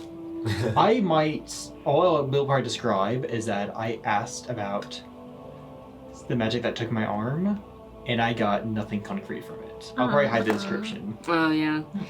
Chell would back you up. What about your intent interaction? She'll tell everybody the same thing she told Yeah. Okay. told Indigo. Yeah, makes sense. Okay. And probably in the same manner of like she's kind of embarrassed by it, but also kind of worried and anxious. Like clearly she's been thinking actually on this for a while. Mm-hmm. And she's very clearly like doing this with her hair and very much so looking nervous as she's explaining all of this. Question. You didn't tell. Did you tell me it was Umbrus? No, 'Cause I she don't told think you you did. that an angel reached out to her and was kind of was doing some stuff, and she was wanting your Some opinion. stuff and things. Do I know about Umbrus? You've heard the name before, but you tend to call him. You think the people you've known have tend to call him. Something about the back knife. No, it was the backstabber. The backstabber. Yeah. What do I like? What's The energy from that name is not good. no? Obviously, I know it's because I know that like there's Aura. But you have a very specific legend in your mind that gives it that name. Not just the legend of Apollinaire and the brother relationship ending. No. There's something else you know. Because like I just want to know what it because I can't remember off the top of my head. Something just comes to mind. Do you measure anything too? Yeah, but I don't know how soon we're stopping, or I don't know how long this will take. I mean, it's more of just like how much you want to fill in now, and then how much you'll fill in depth later. Well, it wasn't a scene that everyone, like, as players saw. So No. a lot of it I would have to go into specifically, but I don't know how much longer we're... No, you could just tell me Chuck doesn't say anything about his conversation right now. Yeah. I'll hold off. Okay. You just, Kaisen will harass you later. Yeah, I'll probably harass you later you too. guys take in all this information. The craziest shit you've ever heard. So Umbrus. Umbrus, Yes. I have known him as called the backstabber. At least from the people I've talked. You know, the legend I have heard. So that seems The thing is I do know a little bit about him. I wonder how much of this is based off of the legend of him in Polonia. Because I know a lot of people look down on Umbrus because of that. I know a different story, but Ryan doesn't remember it. It's not coming to the memory now. You can explain it later. I mean, I just mostly, and I can't really do anything about them. They're going to stick around no matter what. Point is, we want them gone, I think, The right? one with Yes. Umbrus Can't get rid of them. does not worry me as much as Perfect world, they would be the gone. one with Cassette. Like, overall, I think the Umbrus one is worse if you are already in it, but you're not. Well, he seems to think that she is, though. from how he sounded. I think you just need to stop being contrary and just start agreeing with everything. The second he comes up Yeah, and he'll he get says bored. and he says like, "Oh, choose your own path. You're doing exactly what I want you to do." Then just be like, "Oh, actually, I am going to follow this guy's line of thought. That's what I'm going to do," and then just keep doing it till he gets annoyed. I mean, the thing is she explicitly warned me against trusting either of them. Or agreeing with either of them. Okay. Well, you can just do like a, "You're so right. I admire you so I much." don't think that would work. I don't want to accidentally agree to anything of his. Well, that's true. Which it seemed like you might have by accident. It's unclear. No, the way that he worded it was... Maybe if you just Not flat out ignore him, he'll get bored. sometimes tried. the wording Yeah. isn't everything. Sometimes it's their intent. Magic is weird. If you just the fact of agreeing can lead to really weird things. Especially with the way you had mentioned it yourself with the what you felt. You just took a hand or you just agreed to something. Yeah. And it led to that. The simple fact of agreeing or taking something might not have meant anything to you. It might have bound you in something. Finishing that sentence, Kaizen. There's quickly something that takes your attention. Bzz. Yeah, as your scroll case vibrates. Does. It buzzes, and it becomes heavier. As you finish that sentence, there's this intensity Hot cotton. that Black. increases. Yeah, right? Hold on, Yeah. I'm getting a voicemail. My pager's going off. You see between, like, the static shock hits your hand as you grab it, but you see where the case opens, this light is, like, shining out the edges. Uh-huh. And you said that I need to stop getting into stuff. I'm gonna. Oh, you pulled up? Yeah? The room does fill with light. Great! And Kaizen, maybe you should. but Kaizen, there's this residual feeling that feels similar to when you met the Stargazers. Interacting with your memories, interacting with the history, something has left a crack, and now something's pouring out of the crack. As you pull the scroll open, the light fills this space. You're caught off guard. There's no sound, it's just light. And as it dims down, there's a whole man standing in front of you. What? Glowing in gold, translucent. Oh, the guy's like, Kaizen, what did you do now? Called the kettle black, he says, seemingly picking up on the conversation with Rosalie. This man before you doesn't look incredibly handsome, to tell you that. Doesn't look beautiful. He's like pretty average. But he's pretty average. Your arm. He's about maybe 5'6". His hair hangs long with this white, with long white hair past his shoulders. He seems aged, and yet a bit divine. Does he have pants on? No, No. he actually has a robe that drips from him. I also like, Game might have to go. I think it would be really His funny entire if robe. he just showed up. And he looks towards you. His white like beard that sort of comes around from the ears down to here. Man. He looks like an aged scholar of sorts. does he look related to Geislin at all? Not as far as you know. Do you recognize him? No, but he looks at you. Hi there. Is that really all you? I mean, what else is he supposed to fucking say? You just came out of nowhere. You really don't know anything. Clearly! No. I mean, I know a lot of things. You practically called me out of this fucking piece of paper, and you don't know anything. You live in a piece of paper? Not by choice. By whose I thought choice? you said you didn't learn anything. Where'd you get the scroll from? Did she give it to you? Did you steal it from her? Because I have a fucking Wait. You're related. Oh my god, is she dead? Are you talking about my... Who else would I be fucking talking Who about? are right now? you? Who am I? Yeah, who are you? Who am I? Oh, that's great. we're gonna call it there for tonight. As we'll cut it there. It was bound to happen at some point, and yeah, you pushed him, I guess. So, Oh my god. but hey, we'll catch you in the next stream. And remember, no matter the outcome, always let the dice roll. He's awesome.